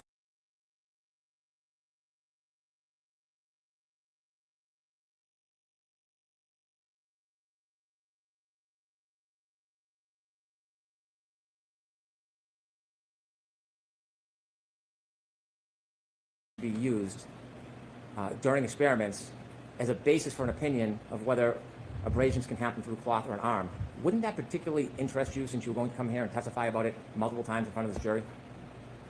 I'm not sure I understand your question. You knew you were going to come in here and suggest to the jury that you thought that these tests were inconsistent with causing any type of holes in clothing similar to Mr. O'Keefe's or abrasions on his arm. You knew that was going to be part of your opinion today, yes? Yes, yes. As part of forming a valid opinion that people can rely upon, wouldn't you want to do as much study as possible on the background for that opinion before you give it to a jury? I suppose, yes. Well, you suppose. Don't you think if you come in here as an expert, the jury is relying on your background and education? Yes. And they're relying on the fact that you're representing something definitively or with an opinion to a reasonable degree of certainty? You understand that, right? Yes. And don't you think when you do that, that it's important that you have proper study and foundation before you just come into court and give an opinion? Well, I will note that the ATD crash dummy is a generally accepted test device to use for not only assessing occupant forces in motor vehicle crashes, but also to assess impact forces. So that the use of that device is certainly generally accepted. When you get uncomfortable with my question, you generally tend to answer a different question. Sustain, Mr. Brennan, next question. Strike that, Let Jules. me ask you again. Don't you think, as an expert, it's important when you come in, and you're going to present an opinion based on science or engineering or whatever you want to do, that you study the basis for that opinion before you give it? Yes. When you saw in Dr. Rentz's report references to this very issue about what should be used when you're doing demonstration or study of what can cause tears to clothing, weren't you interested in the basis for those opinions? Well, again, it was something where Dr. Rentschler and I worked together, and we were in agreement that we could utilize the ATD arm clothed. When you decided to have an agreement that you could use that arm, did you read the book that he cites as support, Forensic Pathology, 2nd edition, Vincent J. DeMaio? Did you read it? No, I did not. Did you brief it? No. Did you peruse through it at all? No. When you decided to come to this agreement that's going to have a foundation for your opinions, did you look at footnote 26, understanding the acute skin injury mechanism caused by player surface contact during soccer, a survey and systematic review? Did you review that? No, sir. Have you seen any articles that support the proposition that a hybrid 3 arm of a crash test dummy is appropriate to use when you're trying to provide a foundation for an opinion about whether or not tears can happen to clothing or abrasions to skin? Do you have any support for that in your report? Well, again, Dr. Rentschler is going to be addressing the... You're shaking your head. So I'm going to let him answer the question first. So as I mentioned, Dr. Rentschler is assessing the injuries to the arm, okay? He indicated to me that we could utilize the hybrid arm to assess the injuries to the arm. So you have no independent experience or research or knowledge, not Dr. Rentschler, you don't have any independent research or science or knowledge to support your idea, your theory, your opinion to this jury about the tears that flows into the skin. I was relaying the observations from the testing that we conducted with the ATD. Ultimately, like I said, Dr. Rentschler, it's my understanding that he will testify to the abrasions or the lacerations to the arm. You've given multiple opinions about this to this jury, haven't you? Correct, yes. I'll ask you one more time. I'll ask it this way. Name, other than someone called Dr. Rentschler, name the papers, the studies, the lower treatise, name the resource materials you relied on as the basis for those opinions, that a hybrid 3 arm can be used in these type of demonstrations as a basis for that kind of thing? I certainly, ATD crash test dummies can be used for impact testing, yes. Not impact testing. You're talking about piercing clothes, abrasions to skin, and I'm asking for the third time. Name one journal, one paper, one study that supports your proposition that you're relying on for the basis of your opinion in front of this jury today. Name one. I did not cite any in my report, no. Can you think of one that you didn't cite? Not that I'm aware of, no.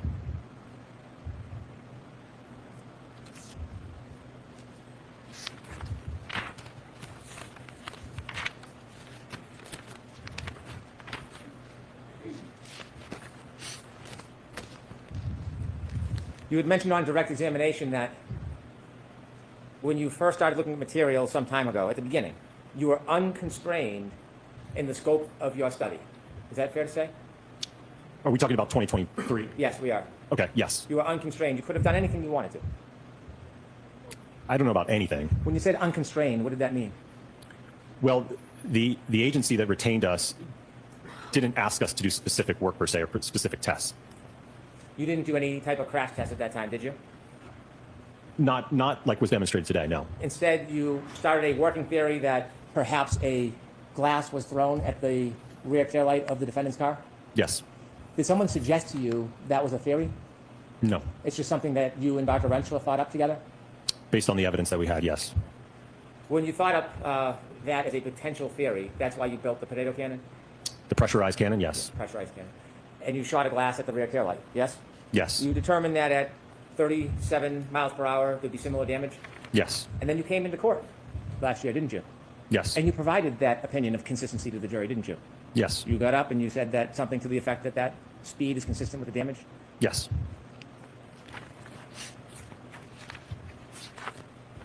Now, when you gave that theory last year to the jury, did you know about other evidence in this case? For example, if a glass was thrown at the back of the car, how would the bottom of the glass bounce off the car and land near Mr. O'Keefe's body? Ask it differently. Did you consider, when you came in last year and opined, gave your theory about the glass being thrown at the tail light is consistent with damage, did you think about how, if a glass was thrown at the rear tail light, the bottom would have bounced off the vehicle, wherever it was, and landed near Mr. O'Keefe's body? I'm aware that it was found near his body, yes.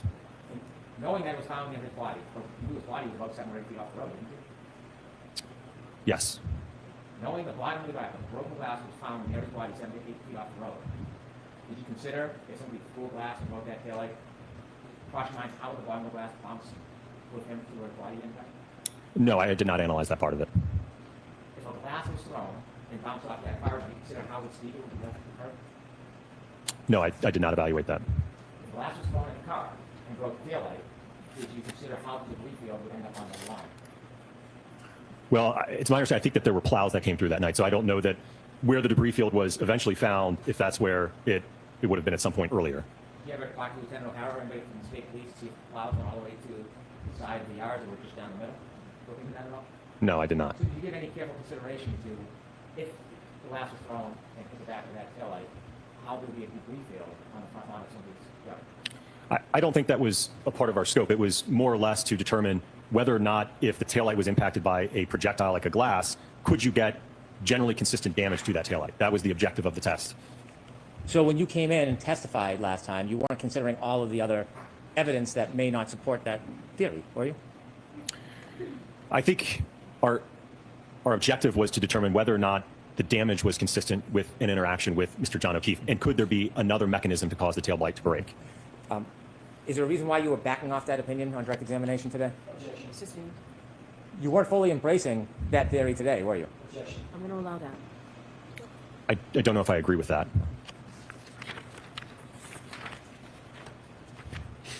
In this case, you provided reports recently. Yes. When did you provide your report? Was it April 6th April 6th? or was it May 6th? I think it's May 7th, May if I'm 7th. not mistaken. So you provided a report May 7th, yes? Correct. And do you know when this trial started? Early April? You provided your PowerPoint. When did you provide your PowerPoint? I think it would have been Thursday of this week. Well, it wasn't last week. Sorry, It's probably- maybe Wednesday. probably Wednesday or Thursday. Wednesday. Is that fair? Yes. In looking at pedestrian accidents, it's important to try, if you can, understand the exact positioning of the body, isn't it? If a collision occurred, yes. And if a collision occurred, you can't always identify the exact position of the body, can you? No, oftentimes it can be very difficult, yes. You would want to know if it is a collision between a car and a pedestrian, whether the person was fully impacted or it was a clipping type incident. Wouldn't you want to know that if you could? That would certainly affect the trajectory, yes. And you would want to know, if you could, the body posture, whether the person was standing up straight or crouching, If a collision occurred, yes. whether they were turning or standing straight or they had their arm out. That's helpful information, isn't it? It can be, but when we're talking about how quickly this impact duration is, right? If you recall back to the PowerPoint, right, we're talking about a 10 millisecond window. So however the body is positioned at contact, that's how it's positioned. It's not going to be able to have any significant movement or change in orientation in that 10 millisecond window. The position of the body can change the trajectory of the person who's hit, can it? Sorry, can you repeat the question? Positioning of the body, the way they're positioned, that can change the trajectory if they're hit after they hit. Can it? It can, yes. Whether they're moving towards the vehicle or away from it could affect the trajectory, couldn't it? If they have some relative velocity, yeah. Trying to determine the point of impact when you're looking at a scene, it's important when you do trajectory studies to know where the point of impact is. Isn't it? If you're going to utilize studies that look at projection of pedestrians when you're contacted at the center of gravity and you get projected some distance, you can rely on those studies, but you have to have an understanding of where the point of impact is and where the point of rest is. If you don't have the point of impact, if you don't know the point of impact, if you don't know the exact body position, that creates variables in your studies, doesn't it? Well, again, talking about those studies, they're not applicable when you are contacting, for instance, just a limb or you don't have a center of gravity hit. Those when you're talking about how far will a pedestrian get projected, if it's like a forward projection or what's known as like a wrap projection where the pedestrian wraps onto the hood and then becomes decoupled, those studies are applicable there. But when you're talking about where there's minimal overlap between the body and the center of gravity, then you can't utilize those studies. So you would not want to know where the point of impact is? In this particular case, no, I don't think it would be helpful. You would not want to know the body position? I don't think that it would be helpful in determining, because again, we have to start with, is it consistent with a collision? So you would not want to know the body position. That's what you're telling us. You don't want to know that.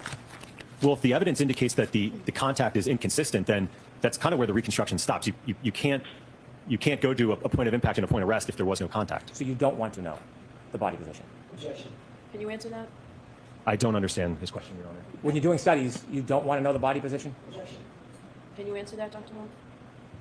Again, it depends on the type of impact. For the alleged contact in this case, you can't rely on those studies about impact location and point of rest. They're not applicable to Let's this. talk about studies. As far as data, information, you as the person doing tests, would you want to know the body positioning? And this time we'll get an answer, and that'll be it. Can you answer that, Dr. Wolfe? I feel like I've answered it the best I can, Your Honor. Okay, next question. You don't like that question? Assistant. Strike. There is disregard. Okay. When you were doing these video demonstrations, was it important to be as accurate as possible? Yes. Data changes if information changes, right? I'm not sure I understand your That's a question. tough question. You want to be precise as you can in ultimately having a conclusion regarding data, don't you? Yes. Could I have PowerPoint page 12, please?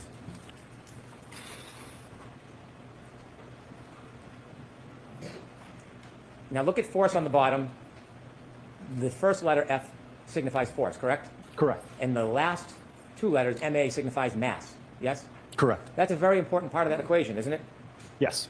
If you change the mass, it can change the whole analysis, can it? I'm not sure I understand your question.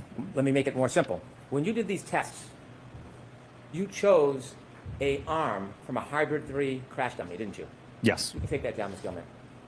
Now, when you made that choice, you knew that John O'Keefe's arm, based on the statistics and his weight of being 216 pounds, you knew that his arm weight would be 11.8 pounds, didn't you?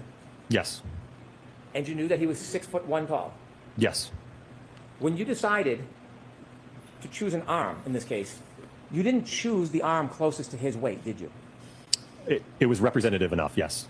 It was representative enough. It was close enough, yes, sir. Close enough. Wouldn't you want to get an arm most closely related to his actual weight? I don't know that you can have custom-made ATDs. You probably can't custom make them, but they have one that's 12 pounds. You know that, don't you? Are you referring to the 95th percentile? Yes, I am. Yes. So there's a 12-pound arm Mr. O'Keefe's is 11.86 according to the statistics. You know that, right? Yes. You looked it up. Yes. You didn't tell us that on direct, though, did you? I don't believe I was asked that. Instead of choosing the 12-pound arm, which is 0.12 difference, you chose a much lesser weight, didn't you? It was about 10 pounds, yes. No, it wasn't about 10 pounds. It was less than 10 pounds. Let's be exact. You're a scientist. Let's be as precise as possible when we're talking about data. It was less than 10 pounds, wasn't it? I think according to the spec sheet, I think it's 9.4 pounds total. How about 9.38? You keep coming up a little bit. 9.38 pounds. Sustain that. May I approach? Yes. Showing you a photograph. Is that a photograph of your materials in this case? Yes, And in that photograph, it shows the arm that you used in your studies, doesn't it? correct. And it shows that that arm weighs 9.38 pounds, doesn't it? Yes, And that is less than the 11.86 pounds of Mr. O'Keefe's arm, yes? correct, yes. You didn't put that photograph in your PowerPoint to make it clear to everybody you were using an arm that was a much lesser weight, were you? No, I didn't put that photograph. I'd like to move this to evidence, please. Okay. Any objection, Mr. Jackson? For permission, I'd like to show this to the jury. Just give us a minute, let Madam Court reporter mark it. 217. Yes, now you can play it. This is the arm that you use in all of your videos, right? Correct, yes. And you can see, could you zoom in, Ms. Gilman, on the weight? 9.38 pounds. Yes, There's a bigger difference between 9.38 and 11.86 than there is 12 and 11.86, isn't there? correct, yes. So when you do the math, and have you done the math before on this? When you do the math, it's 26% difference, isn't it? In terms of more force, No, of mass, weight, 26% difference, Okay. right? I'm going to trust you. Yeah, Well, do you have a calculator? I do. Can you do it? Sure. Okay. And before you do that, you took this from Mr. O'Keefe's 6'1". You used a crash test dummy what is the height on it? Well, the ATD, I believe, is 5'7". The Rescue Randy, I think, is 6 feet tall. We'll talk about the rescue Randy later. We have questions about Randy. But let's talk about this. 5'9". You said 5'7". It's actually 5'9". Sorry, 5'9", yes. 5'9". And it's 170 pounds? 171, I believe. Mr. O'Keefe's not 170 pounds. No, not his whole He body. wasn't 5'9". Correct. Okay. So when you do the math and you take the 9.38 pounds based on the 171 pound doll, and you look at the percentage, doesn't it come out to 5.48% total body weight? Yes. Okay. And so the difference, when you look at it, it's a 26.3% difference from his actual weight, isn't it? Correct, yes. And so I'm probably at the 6th grade level on this, but isn't it very basic that the more something weighs, the slower something has to go to have damage? And if something weighs less, the other part that collides with the force has to go faster. The force is going to be greater if the mass is greater. So if you throw a 5-pound rock into a window, you can throw it slower to cause the same damage as you have a 2-pound rock. I don't know if I agree with that analogy. You agree that based on the 26% difference, in order to actually be accurate, to be specific, to be scientific, you then have to adjust the speeds that you presented on the demonstrations, and you have to reduce the speed by 26%. I don't agree with that. You don't agree with that. You think that having a lighter arm, so what you're telling us is having a lighter arm will cause the exact same amount of damage to the taillight studies as a heavier arm. Is that what you're telling us? Well, if you look at, for instance, the 29-mile-an-hour impact test, that's significantly more kinetic energy. So the momentum of a 6,000-pound vehicle moving at 24 miles an hour, 29 miles an hour, that's going to overcome whatever the mass is that it's hitting at that point. You're sidestepping my question. Sustained. Ask a question, Mr. Brennan.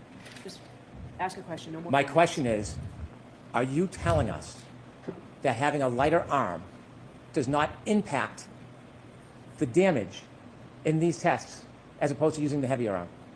Certainly not in the field test, no. And so you disagree that when you look at the weights of those arms, do you disagree there's a 26.3% difference? Yes. You disagree. No, I'm sorry, what was your question? Do you agree there was a 26.3% difference in the arm weight that you used opposed to John O'Keefe?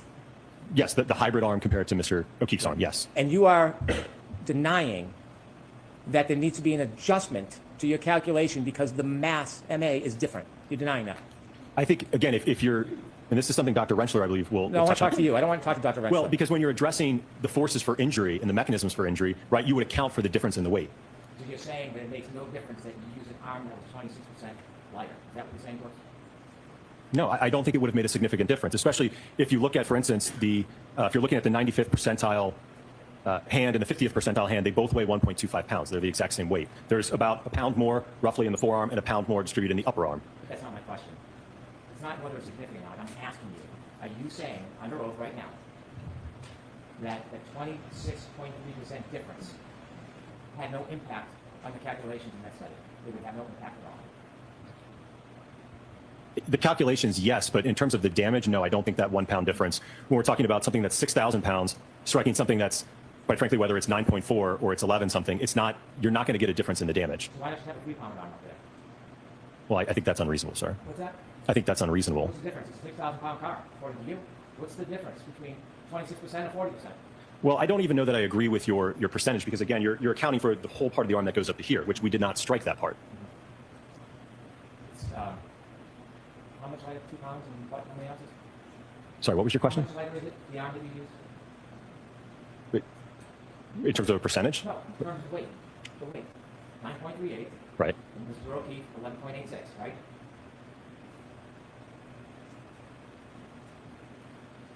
About 2.48. And you're saying that makes no difference? None. Not in the observed damage at those speeds, no.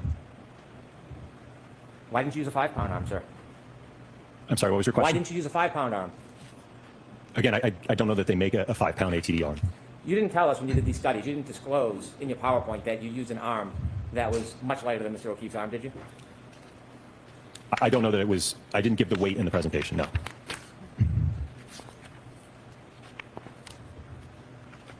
Let's take a look at some of your testing. The first one was at 10 miles per hour, test A. You remember that test, right?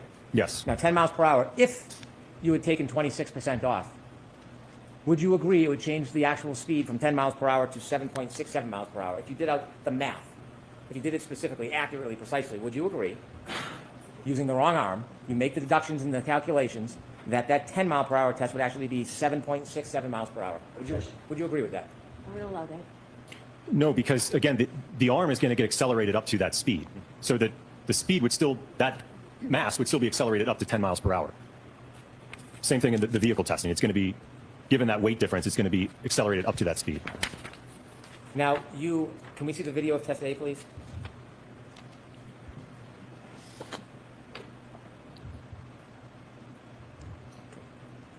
Now, this is your study, 10 miles per hour, you claim, with a arm that is 9.38 pounds, correct?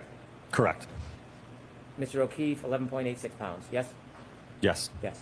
Okay. Now, this light on the end of this, you're trying to replicate the light on the back of a Lexus?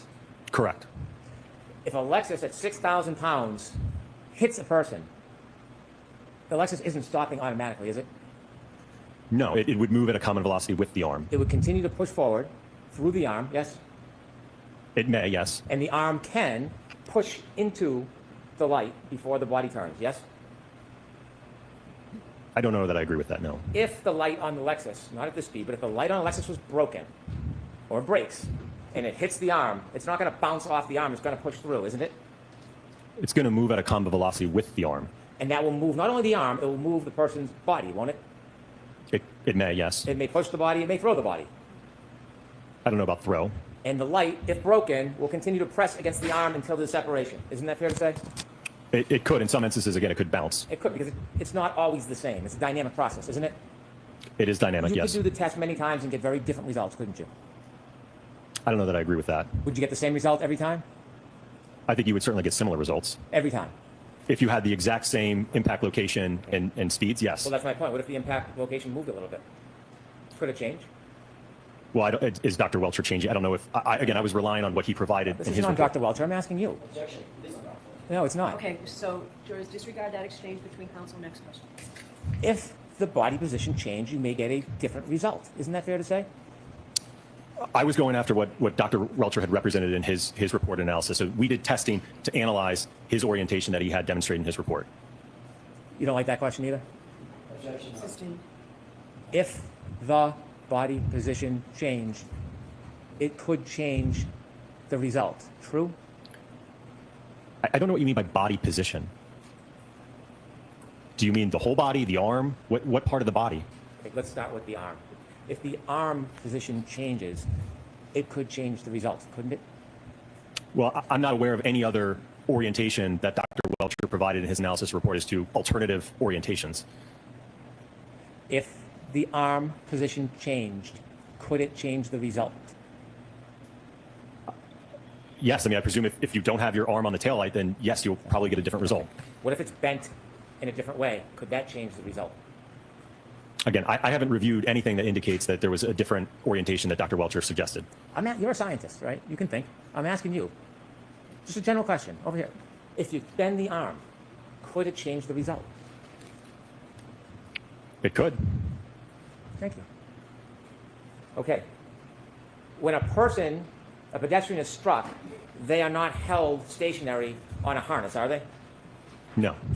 In this case, the crash test dummy is on a harness, Yes, he's supported. strapped Yes. by his hips or pelvis. Yes. That's not real life. That's not how a pedestrian is usually when they're hit, right? They're not strapped to a harness, are they? No, and again, the purpose of this test was to evaluate the arm. We're not looking at the whole body here with this test. And when we talk about injuries, part of injuries is not just the impact, it's the drag, in this case, from the car, isn't it? It could be, yes. But when you put the dummy on a harness, restricting or restraining its movement, it is not going to replicate hitting somebody and their movement, including the drag, is it? I don't know that I agree with that, because it will replicate, again, when we're talking about that impact pulse of 10 milliseconds, it will replicate that. And that's ultimately what we're after, is what's happening in that 10 millisecond window in terms of the contact and the damage and the acceleration. I know that's what you're after, but what I'm asking you is when you end it, when the light stops, unlike a Lexus, and the dummy is stationary, unlike a person, it affects the aftermath, the drag and the push after, doesn't it? Yes, the kinemax would be different, likely, if it's not restrained like that. In real life, pedestrian usually is not restrained, are they? Correct. In real life, a 6,000-pound Lexus, upon contact with an arm, doesn't usually stop on a dime, does it? No. Can I have the photo from test A, please?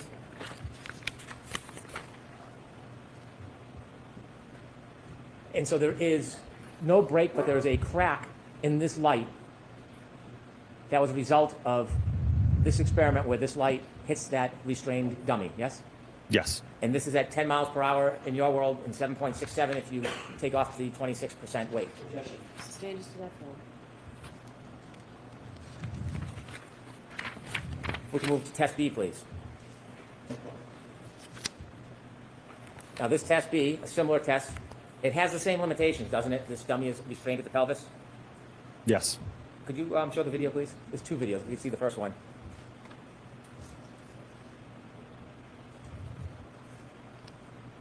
And was the dummy restrained by its head as well?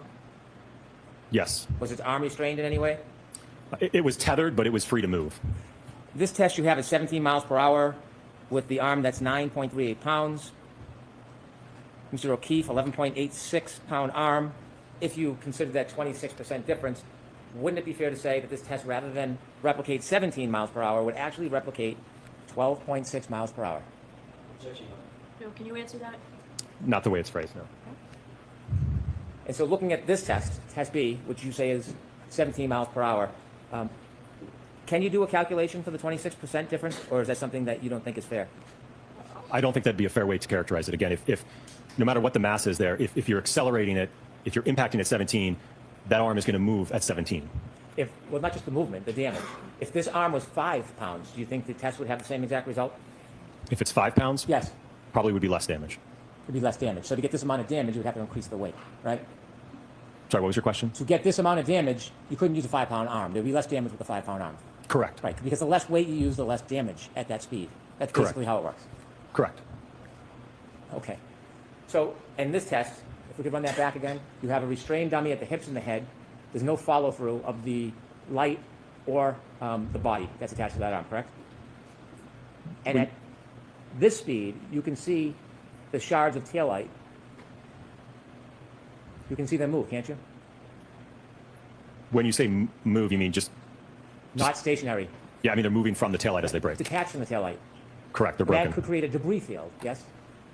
Yes. And you can see them floating in the air, some of them actually floating and then touching the sweater. Do you see that? Possibly. Some of it might be, again, some of that polyurethane foam. Yeah, some might be. And why don't we play it again so we can see clearly? Some might be taillight shards too, right? That black object spinning, that's not poly foam, is it? No, it would not be. That'd be taillight shard, right? Correct. And so even at this speed, you can see in this type of collision, there is significant, bless you, significant amount of taillight shards that are broken from the taillight and spewing into the air, yes? Well, I think on the one of the slides I had, I think I showed the fragments that were left. And from what I recall, I think there was 4 pieces from the taillight, from the lens. If you could put that back a little so Dr. Wolfe can see it again, to the point of the collision. Even at this speed, go ahead. Stop. You can see pieces, large, small, medium, maybe even microscopic, are now breaking off from that taillight and being littered into the air, aren't they? Yes, there are pieces coming off.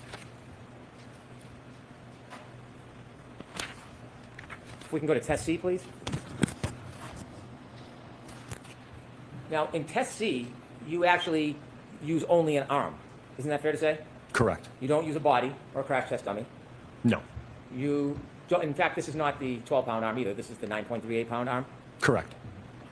And when you do this test, you have the arm. It's basically just an object suspended in the air, isn't it? Yes. And you said, I think on direct examination, I think you said that this is the same as if it was on the dummy. Is that your testimony? Well, in terms of, again, the amount of weight that would be interacting with the taillight, whether it's attached to the dummy or not, what's in direct contact is going to be the same. Well, the fact that it's just floating up in the sky like that, it's very different person or a dummy, isn't it? In terms of how it moves immediately after the impact, yes. Not just how it moves, as far as the impact. Isn't it different? I don't know that I agree with that. Okay. Well, wouldn't you say that in addition to the arm, if you had another 200 plus pounds being held down by gravity, that would affect the force that's acting on the arm? Well, the arm, again, is going to be accelerated, but the center of mass of the body is not going to see that acceleration. Have you testified before in this case about the importance of the full body and gravity? I'm sorry, what was your question? Have you testified before in this case about the effect of gravity and the full force of a body as opposed to just an arm? Yes. Okay. And do you remember whether you thought it important on a previous time you testified that there was significance to the arm would be attached to a 200 plus pound body and there was the issue of gravity that would affect force? From what I recall, I think that had to deal with whether or not the pedestrian would be projected based upon an interaction with the arm or a full-on center of gravity hit, right? When we're only hitting the arm, we're not hitting the CG of the body. You did test B, and you claim it was at 17 miles per hour, test B. Correct. And we saw the damage. This is at 15 miles per hour, test C. Could you play this, please?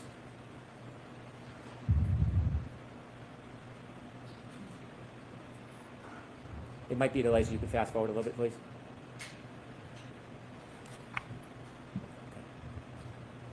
How many times do you think that arm spun around?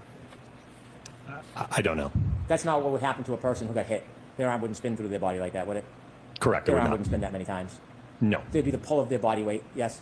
I'm sorry, what was your There'd be question? the pull of their body weight, The body weight, yeah, would affect the movement afterwards, yes. gravity, yes? Yes. Yeah. And so there's a reason why you do this test at 15 miles per hour. Is there a photo related to this, to the damage to the taillight? There is a reason why at 15 miles per hour the damage is much different than the other test at 17 miles per hour, isn't there? Correct. Right, because at 17 miles per hour you have a dummy that is strapped by a harness in its pelvis. When it's hitting the arm, it's affecting it much differently than just a arm floating in air. Yes? No, I don't agree with that. The primary reason there's a difference in the damage is because of the amount of the arm that's outstretched and interacting with the taillights. There's a difference in those two tests. And so the body and the weight of the body, you're saying, has nothing to do with the amount of damage. Not in these tests, no. So when somebody gets hit, does the body weight have anything to do with the damage? Not just the area that gets hit. Does the body weight affect it at all? Not in terms of the impact. Like the rest of the body, it's not going to matter if, for instance, only my hand, like in that last test we just saw, it was the hand and the wrist. How much my stomach weighs, my head weighs, is not going to affect the damage to that taillight in that interaction. And by the way, this test, you said 15 miles per hour. If you consider the 26%, you're only at 11.1 miles per hour. Is that the right math? Again, I don't agree with that because if you look at the data and you integrate the acceleration data to get the speed, right, that we saw in those plots, the hand basically gets up to, I think it was 14 or 15 miles an hour. It reaches that common velocity of the vehicle. Let's go to test F. On test F, you placed the dummy more behind the vehicle, didn't you? Correct. And when you tested, you put it more behind the vehicle. This is more of a full impact than it is a clipping, isn't it? Certainly, yes. And when you put this dummy behind the car, this was not a legitimate crash test dummy. It was a different type of dummy, wasn't it? Yes, it's called a Rescue Randy. A Rescue Randy. And that is not typically the type of dummy that you're going to use for crash tests, is it? I wouldn't agree with that. When you did the Rescue Randy and crash test F, did you use the 12-pound arm or did you stick with the 9.38? The hybrid arm wasn't attached to the Rescue Randy. The hybrid arm was not. Is that what you said, or was? It was not. No, not in the full impact test. Okay, so what was the weight of the arm on the Rescue Randy? I don't know specifically the weight of the arm. I know that the total mass of the Rescue Randy was 200 pounds. Isn't the weight of the arm important when you're talking about impact with the arm? I don't think relative to the rest of the mass of the body. So now the mass of the body counts, but before it didn't. Sustained enough. Okay. If we can see in test F, we have some photographs. Start with the first one, if you could widen that, please. Now, this is a direct hit. Correct. Is this simply a photo or a video? Could we go to the next one, please? So the Rescue Randy's placed much further in the car than the other type of test that would be more similar to a clip, yes? Correct. Next photo, please. Okay. And that is the result of the impact. Correct. Do you see the debris field? Yes. Is it near Rescue Randy? Some of it is, yes. Yeah, it's spread out a little bit, yes? That's fair, yes. But it's not right on his body. It's a distance from his body, yes? There may be some, I can't tell from this photo, there may be some around his body, but yes, there's also debris close to the Lexus as well. And this is the demonstration where you didn't turn on the videotape, so we don't have a videotape? Correct, we had the false start, yep. What's that? We had the false start. False start. Is there another picture after this? Those clothes. Are there holes or tears in the clothes? Yes, there's damage that's consistent with road rash when clothing or a body makes contact with the pavement and is grinding into the pavement. Pavement's hard. Right? Yes. How about frozen ground, frozen dirt? Is that hard? Yeah. I suppose it can be. Well, do you have any doubt whether frozen ground in the Northeast in the winter is hard as a rock? I haven't done any analysis to assess that. And so seeing holes in those clothes is what you would expect after Randy hits that hard ground, right? Are you talking about frozen grass or pavement? I'm talking about Randy right now. These holes in the clothes are what you would expect after Randy hits the hard ground, correct? I'm going to allow that. Is that what you'd expect? All right, jurors, feel free to stand up and stretch.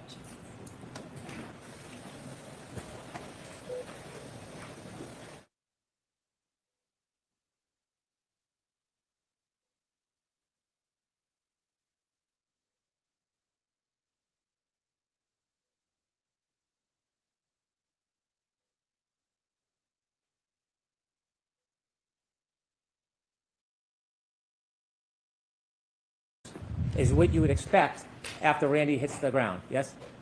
If there is prolonged sliding contact with the asphalt, certainly you could expect to see tearing, large holes, material fraying, and even transfer of pavement material onto the clothing.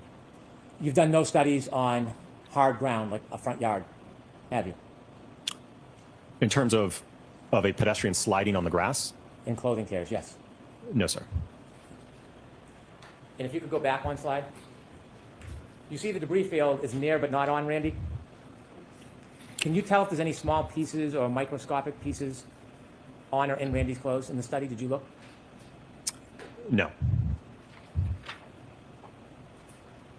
If I could go to test E, please. Test E, you cite as having a speed of 24 miles per hour, correct? Correct. And that's with a arm that is 9.38 pounds. Yes? Correct. And to remind you, Mr. O'Keefe's arm would be about 11.86 pounds. Yes? Correct. If you would reduce 26%, you'd be at 17.8 miles per hour, wouldn't you? Are you doing the math, Dr. Wolfe? I don't agree with his characterization, Your Okay, Honor. next question. I understand you don't agree, but if you took 26% off the 24 miles per hour, you would come out to 17.8 miles per hour, wouldn't you? I'm going to allow that. I'm going to allow that. That's what the calculation would yield. Okay. On test E, there are some differences between your test and what would happen in real life. For example, there's a harness, correct? Correct. And the harness prevents the dummy from being thrown naturally. Correct. The harness affects your ability or one's ability to see the study and see what the trajectory would be after impact, correct? Well, that wasn't the purpose of the study, to assess the trajectory, sir. I understand. I'm not trying to criticize, but it affects the ability to see the trajectory when the dummy's on a harness, doesn't it? Yes.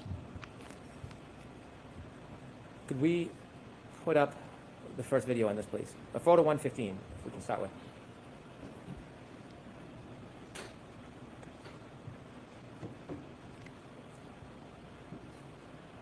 You can stop it right there. And you can see the feet aren't as firmly planted on the ground as a person would be in most circumstances because of that harness, yes? Correct. And that affects gravity, doesn't it?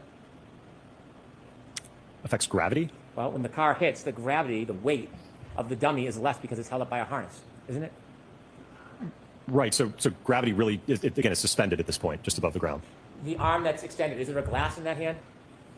No, there's not more weight in the hand. So there's no object in the hand in any of these tests? No, because ultimately what would happen is because of the accelerometer being mounted on the palm of the hand, if you had a glass there, it would interfere with those measurements. I understand why you didn't do it, but would you say it's fair to say that if a glass was in the dummy's hand on these tests, it could affect or change the damage? Well, if you add another, I think that the drinking glass we utilized for testing last year, I think was 0.7 pounds. So if you add another 0.7 or pound to the hand, that hand contacts the liftgate taillight, you certainly could see damage to that taillight, which we certainly didn't see on the subject vehicle. So weight does kind of matter, right? It can, yes. Not just 0.7 pounds, the 2.5 pounds can matter too. Weight matters. Yes. Because that's kind of what we were talking about for the last half hour. Weight matters in these tests, doesn't it? Correct, but you can't look at this in isolation just between damage, and you can't separate it from the injuries, right? What's going to happen to the body in terms of the injuries in a 24-mile-an-hour impact? Does weight matter? In terms of the force? And so we see this dummy with the arm stretched out, correct? Correct. Okay, can we bring this back? Stop right there. This isn't a approved crash test dummy, is it? The Rescue Randy portion, no. It's not instrumented like a hybrid. Is the arm the hybrid 3? Yes, the arm is the hybrid 3. So you took, in test F, you didn't put the hybrid 3 on the Randy, but on this one you did? No, because you risk, these AT devices can range from $100,000 to $150,000, and you run the risk of destroying that equipment in a test like that. So in test F, did you put the hybrid on the Randy, or did you keep Randy's original arm? It's just the Rescue Randy in the last test. On F. Correct. This one, you have the hybrid arm on Randy. Correct. So you're switching up between tests, what pieces you're using, aren't you? I would say adding, but Well, adding and subtracting. It doesn't have two arms. There's one off, one on. One's Randy and one's hybrid. So you're switching. yes. Different result. I'm not sure I understand your question. Okay. Are you trying to say a different result between test F and this test? Because they're not the same test. Oh, I understand. I understand. If we can have this come back a little bit more. Okay, and let it run. Stop. You can see the shattered taillight moving, and most of it's moving in the same direction, isn't it? Yes. And that's what creates a debris field after a collision, doesn't it? Yes, I mean, components will break off and fall to the ground, yes. Now, since Randy is on a harness, he's not going to be thrown the same way as it would happen in real life, is he? Correct, and that wasn't the purpose of this I test, sir. understand. When you chose 24 miles per hour without the 26% deduction, which would make it 17.8 miles per hour, when you chose 24 miles per hour, it's because you had looked at the tech stream data that had been taken from the defendant's Lexus, right? Correct. And when you looked at that data, you understood that during that event, 10 seconds of data is captured, yes? Yes. But that doesn't define the whole event, does it? That only encompasses what was recorded. And you said you chose 24 miles per hour because that was about the speed at the end of that 10 seconds. Correct. You do realize at the end of that 10 seconds, the car, the defendant's Lexus, was going faster. It was still accelerating, don't you? I'm going to allow it. From what I recall, the last data point, I believe the throttle was still around 74%. Well, ARCCA specializes in tech stream data, don't they? Yes. Okay. So you are looking at that, you would agree that at the end of the 10 seconds, the defendant's Lexus was increasing in speed. Well, we don't know, again, beyond that data point, what the data is. At the end of that 10 seconds, the car was going up, not down, in speed, yes? Correct. And you can't tell how much longer that car traveled for after that 10 seconds, can you? Correct, we don't know. So when you chose the 24 miles per hour, it was just based on a data point. It wasn't based on you believing that there was an impact at a certain speed, was it? No, and the triggering event itself it's not a collision by definition, and nowhere in that data can you parse out whether or not any contact even occurred. We know that. Okay. The point is, you can't tell how fast the vehicle was going if it was in a collision from that data, can you? Sorry, can you repeat the question? If that vehicle was in a collision, you wouldn't be able to tell from that data what the speed was at the time of the collision. If contact allegedly occurred at some point in that data set, no, you would not be able to pick a row in that data and say, this is where the collision occurred. Or after that data set, you would have no idea. Outside of the data? Yes. No. Okay. And so when you look at this experiment that you did, if you were to add, you said 24 miles per hour, but that's not considering the 26%. If you were to add 7 more miles per hour to this collision, would you expect more damage to that right taillight? Potentially, yes, but you're certainly getting into the realm of injury at that point. I'm not asking about that. I'm asking you a simple question about damage. If you were to add 7 miles per hour onto this test here, would you expect more damage to that right rear taillight? Yes. Okay, can you finish the video?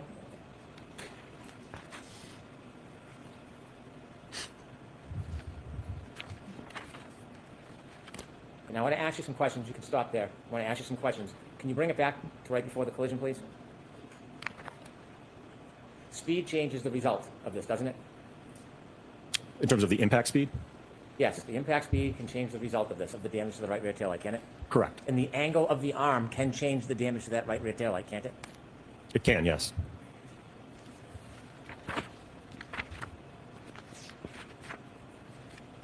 Did you take any pictures of the debris field after the impact and damage in this testee? Did you take any photographs of the debris field? I believe so, yes. Was it included in your materials that you provided us? It should have been in all of the test materials that was provided, yes. Was the debris field within a certain range? Was it within a certain circle, 10, 20, 30 feet? That sounds about right. And so a debris field, although it might scatter, it almost forms kind of a ring, doesn't it?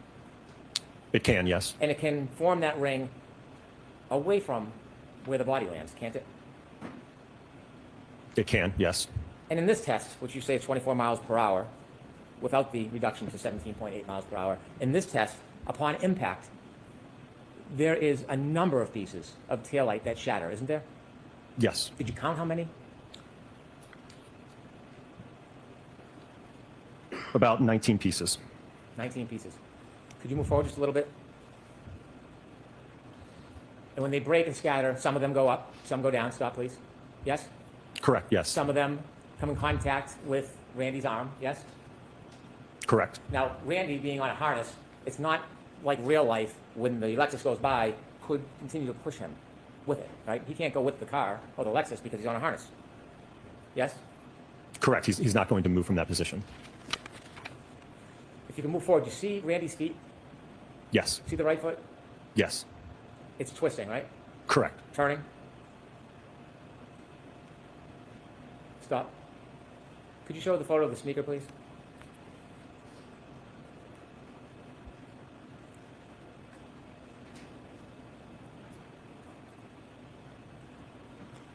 When you were reaching your conclusions that you offered to the jury today, did you consider this photograph?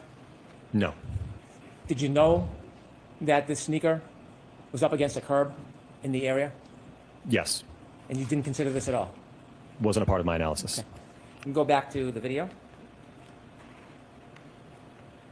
You see the spin and rotation on the foot? Yes. Can you keep going? And the turn of the sneaker? Yes. Okay. I want you to go back, Ms. Gilman, please, to the point of impact. In your studies, you would agree there can be a clip of a pedestrian that causes significant damage to a taillight where the pedestrian incurs no lower body injuries whatsoever. That can happen, can it? Well, I don't know that I would describe this as a clip to the arm. This is a full-on impact to the arm, so it's not a clip. Again, you saw with the 15 miles per hour, I think that's more analogous to a clip or a side swipe where the arm just kind of gets brushed out of the way.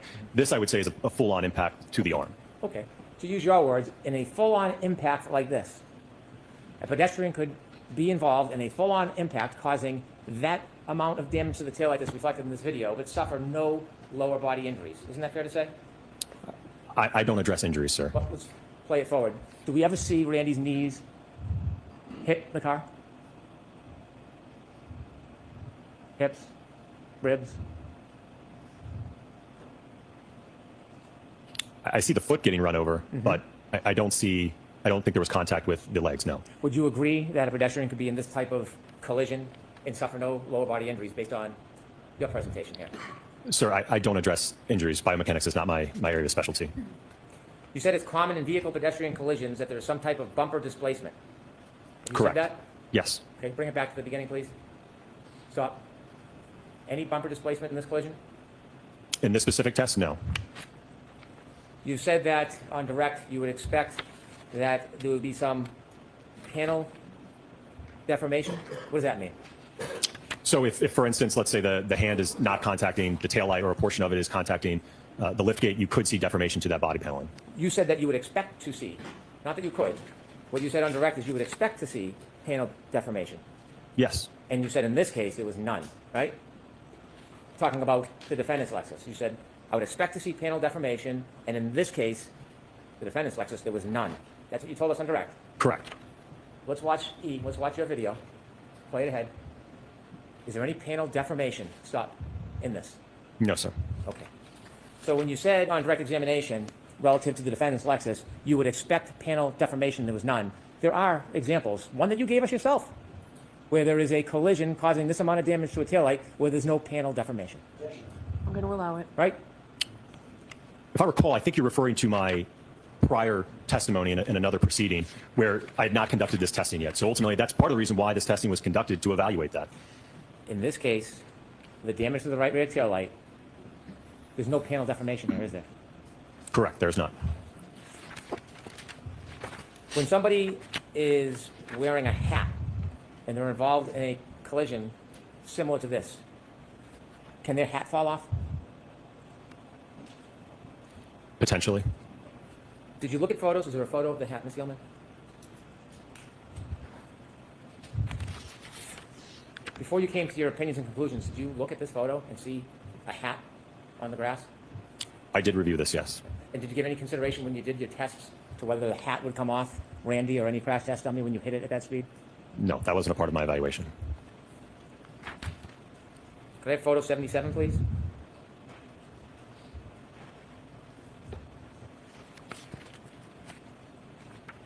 What's that, sir?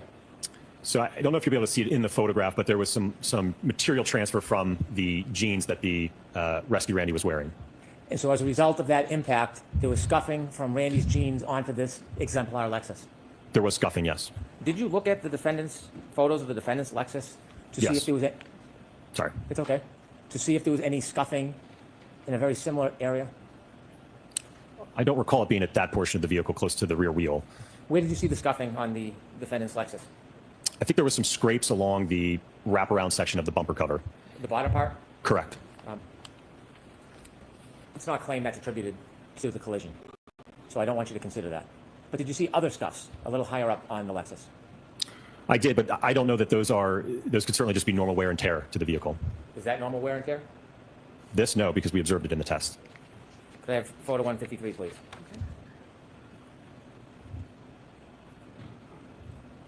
Now, this is a photo without the hatch back up. This is just the lighting fixture, right? Correct. And could you close up in on that? And you would agree if you went 7 miles per hour faster, it would cause more damage to that, wouldn't it? Yes. When the taillight is shattered and it spreads through the air, does it have the potential to impale a person, for example, on their nose? I'm sorry, can you repeat the question? In your test, you saw that upon collision, there was a scattering of taillight that broke from the fixture, correct? Correct. Would those shards, as they float or fly through the air, would they have the ability to impale a person on their face or even their nose? I think that would be unlikely.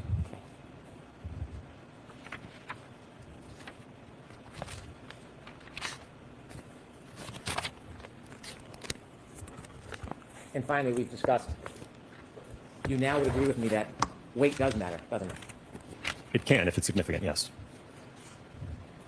I have no further questions. All right, Mr. Jackson?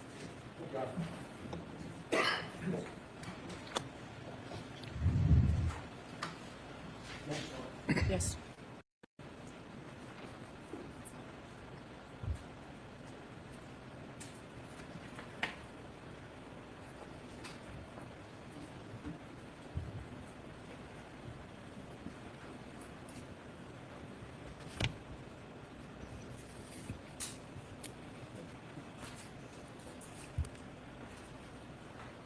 Can we, Dr. Wolfe, go back to your do you have your PowerPoint Yes. set up? Your Honor, may I? Yes.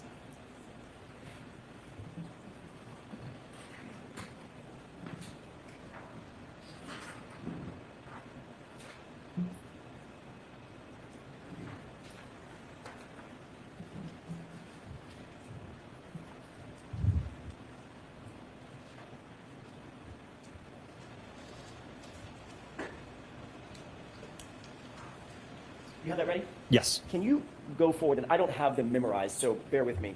Can you go forward to test E? And I'm going to ask you a couple of quick questions.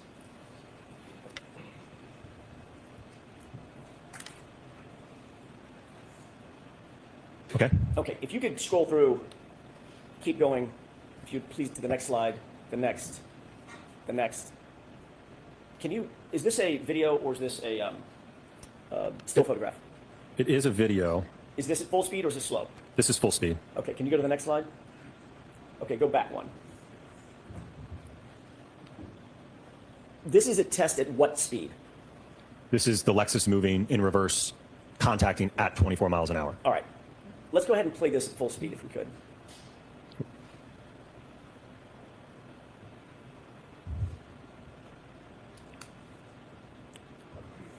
Dr. Wolfe, can you, that's awfully fast. Can you Try get to- to a point where you're moving frame by frame just at the point of contact?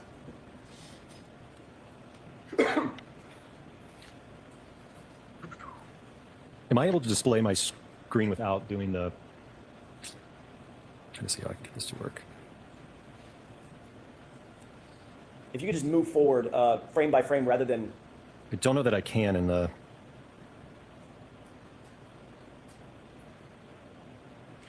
Oh, I missed it. okay, it may be more difficult than we thought. Let me ask you a couple of questions Sure. based on that.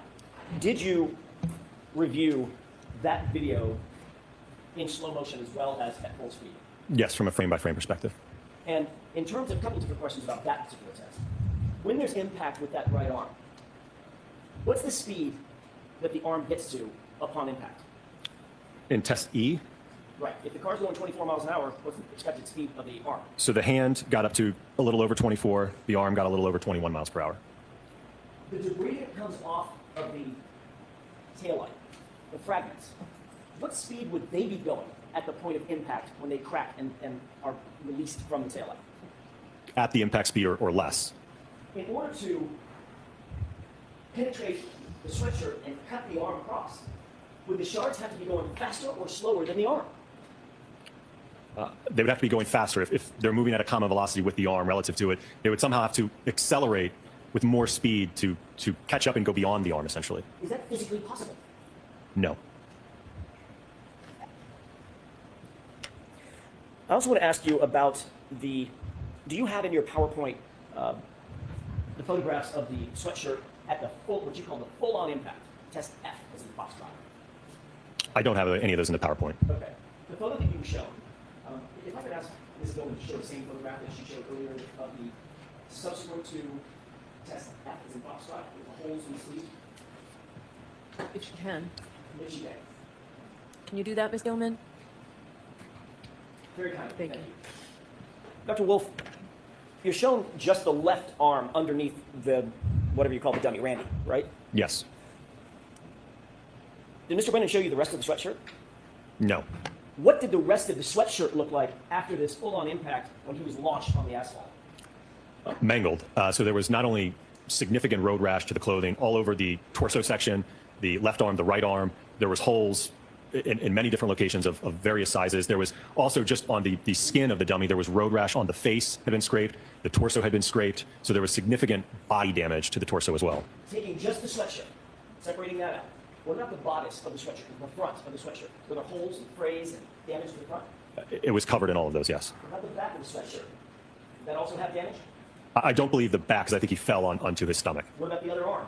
Yes, both arms did. Were the holes and frays larger than the holes, the puncture holes that you saw on John O'Keefe's sweatshirt? They were certainly larger and, again, spread out amongst the entirety of the sweatshirt, at least on the front side. Was the damage to the sweatshirt that you saw in this experiment consistent with the damage or defects that you saw in just the right arm, those 9 puncture holes on the right arm of the sweatshirt of John O'Keefe? No, this is distinctly road rash. There's a clear distinction between the two. Looking at this particular set of defects in the arm, is that misleading in terms of its comparison to John O'Keefe's sweatshirt? Okay. Sustained.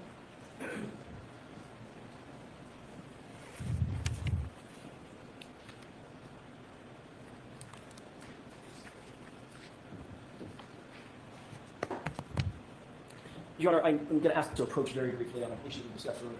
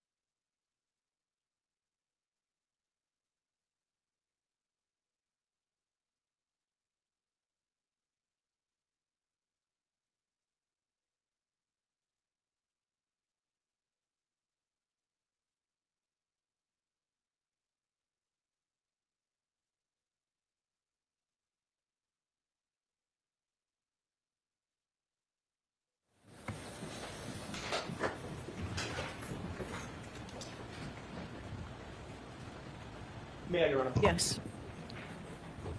You were asked on cross-examination about some of the work that ARCCA does on behalf of private lawyers, even insurance companies, correct? Correct. You were not hired by an insurance company. That's not who hired you on behalf of Ms. Reed or anything like that in the initial hire, correct? Correct. It was not an insurance company. Thank you. A couple of more questions, if it's okay with the court, Your Honor, before we break. Okay. Thank you.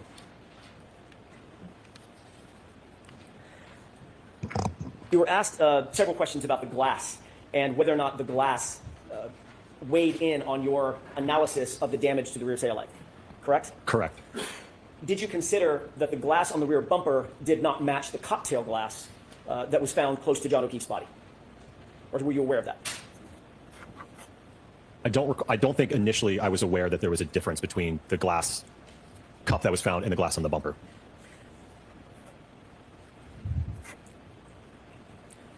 You were asked a lot of questions about the difference in the weight of the arm, and I'm going by memory, 11.8 pounds statistically as it relates to Mr. O'Keefe versus 9.4 pounds, have I got that right? Approximately, yes. Okay. Are you aware that anybody has ever measured the weight of just John O'Keefe's right arm? I'm not aware of that, no. When you were asked questions about whether or not his arm weighed 11.8 pounds, are you aware of anybody ever weighing just his arm? No. What is that based on? 11.8, where did that come from? I don't know. Did you really mention the word statistic? Based on the statistics, his arm would weigh that much. Height, weight, etc. Correct. Does a statistic determine the actual weight of an arm? No, not conclusive of what Mr. O'Keefe's arm weighed, no. As you sit here, do you know whether his arm, John O'Keefe's right arm, if weighed by itself accurately, because pounds and apparently half pounds matter, if it weighed 11.8 pounds or if it weighed 9.4 pounds? Do you know? I don't know, no. Do you believe that your testing, the totality of your testing, was dependent upon those 2.5 pounds based on the weight of the hybrid 3, or it is the arm of hybrid 3, and the statistic of 11.8 pounds? Okay. Sustained.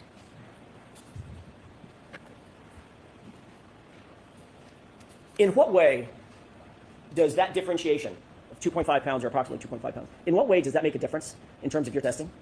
It doesn't, and it's part of the reason why we increase the speeds to almost 30 miles an hour to look at, again, when you're bringing that much more kinetic energy from the vehicle, that's going to overcome any mass that arm has. If it, like I said, if it's a pound difference, 2 pound difference, the momentum of that vehicle moving at 30 miles an hour versus 24 miles an hour, again, kinetic energy is equal to 1/2 times the mass times the velocity squared. So even if you go up a few miles per hour, you're exponentially increasing that amount of kinetic energy from the vehicle. You were also asked a series of questions about reducing the speed of the testing by a certain percentage. Remember those questions? Yes. Did that make any sense to you mathematically? Okay. Sustained in that form. What effect, if you can tell us, well, let me ask it this way. Is the speed of the testing vehicle tethered in some way to the difference of that 2.5 pounds that Mr. Grimmy was asking you about? No, and again, as you saw throughout the PowerPoint, when that vehicle is coming in at 24 miles an hour, 29 miles an hour, at those speeds, that arm, when it makes contact, is going to get accelerated up to that velocity. It's just going to reach that common velocity. It's not going to, you're not going to somehow affect the vehicle speed due to that, the fact that the arm weighing 10 pounds roughly, and you've got 6,000 pounds. It's not going to somehow scrub off speed of the vehicle. Thank you. Your Honor, at this point, I would be going through a couple of photographs and videos that might be a good place to. Okay, I understand this very time. So we'll start today. Dr. Wolfe, you have to come on today. All right, jurors, one question I have for you. So I know a long time ago we told you that Thursday would be a half a day. I'm told that we're nearing the end of this case, so I'd like you to think about whether you're able to stay all day next Thursday. Think about it over the weekend if you've made appointments or anything like that. I'm not asking you to do anything, but think about it, and on Monday, if you let, I think it'll be Tony or Paul, whoever's with you Monday, if you have an issue with it, just let us know, and we'll do that. All right, so please do not discuss this case with anyone. Don't do any independent research or investigation into this case. If you happen to see, hear, or read anything about this case, please disregard it and let us know. And again, be very careful with your social media use. Have a great weekend. All rise to the court, please. So you know what's following. Your Honor. All right. Again, why don't I see counsel on scheduling?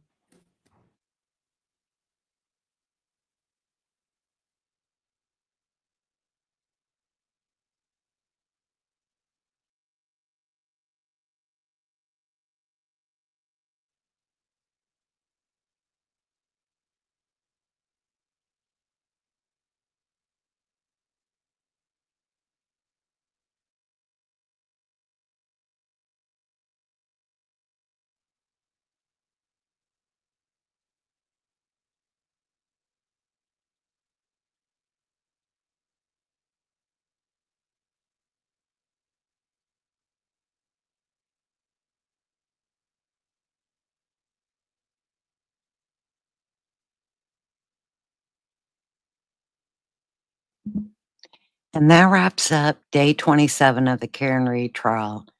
And what a day it was. We just watched full testimony of Dr. Daniel Wolfe, the defense's biomechanics expert, going up against the earlier analysis from prosecution expert Judson Welcher. It's truly, guys, a battle of experts for this jury to weigh. The big question now, whose version will the jury believe when it comes to how John O'Keefe's injuries happen? This could be a major factor as we move into the final days of trial. And remember, all signs point to the defense, possibly, I'm guessing, resting on as soon as Tuesday. So buckle up because we are heading in for the home stretch. And thank you all for joining us here. If you're watching now or later on replay with Pink Dino Media, and for being a part of the Night Court community, you make these streams so much better with your insights, your questions, and your respectful discussions. If you haven't already, make sure you're subscribed and have those notifications on because we will be covering every moment right through to the verdict. Enjoy the rest of your Saturday, and we will see you back here on Night Court for the next big day in this case. Stay curious, stay critical, and always stay kind, guys. And we'll see you soon.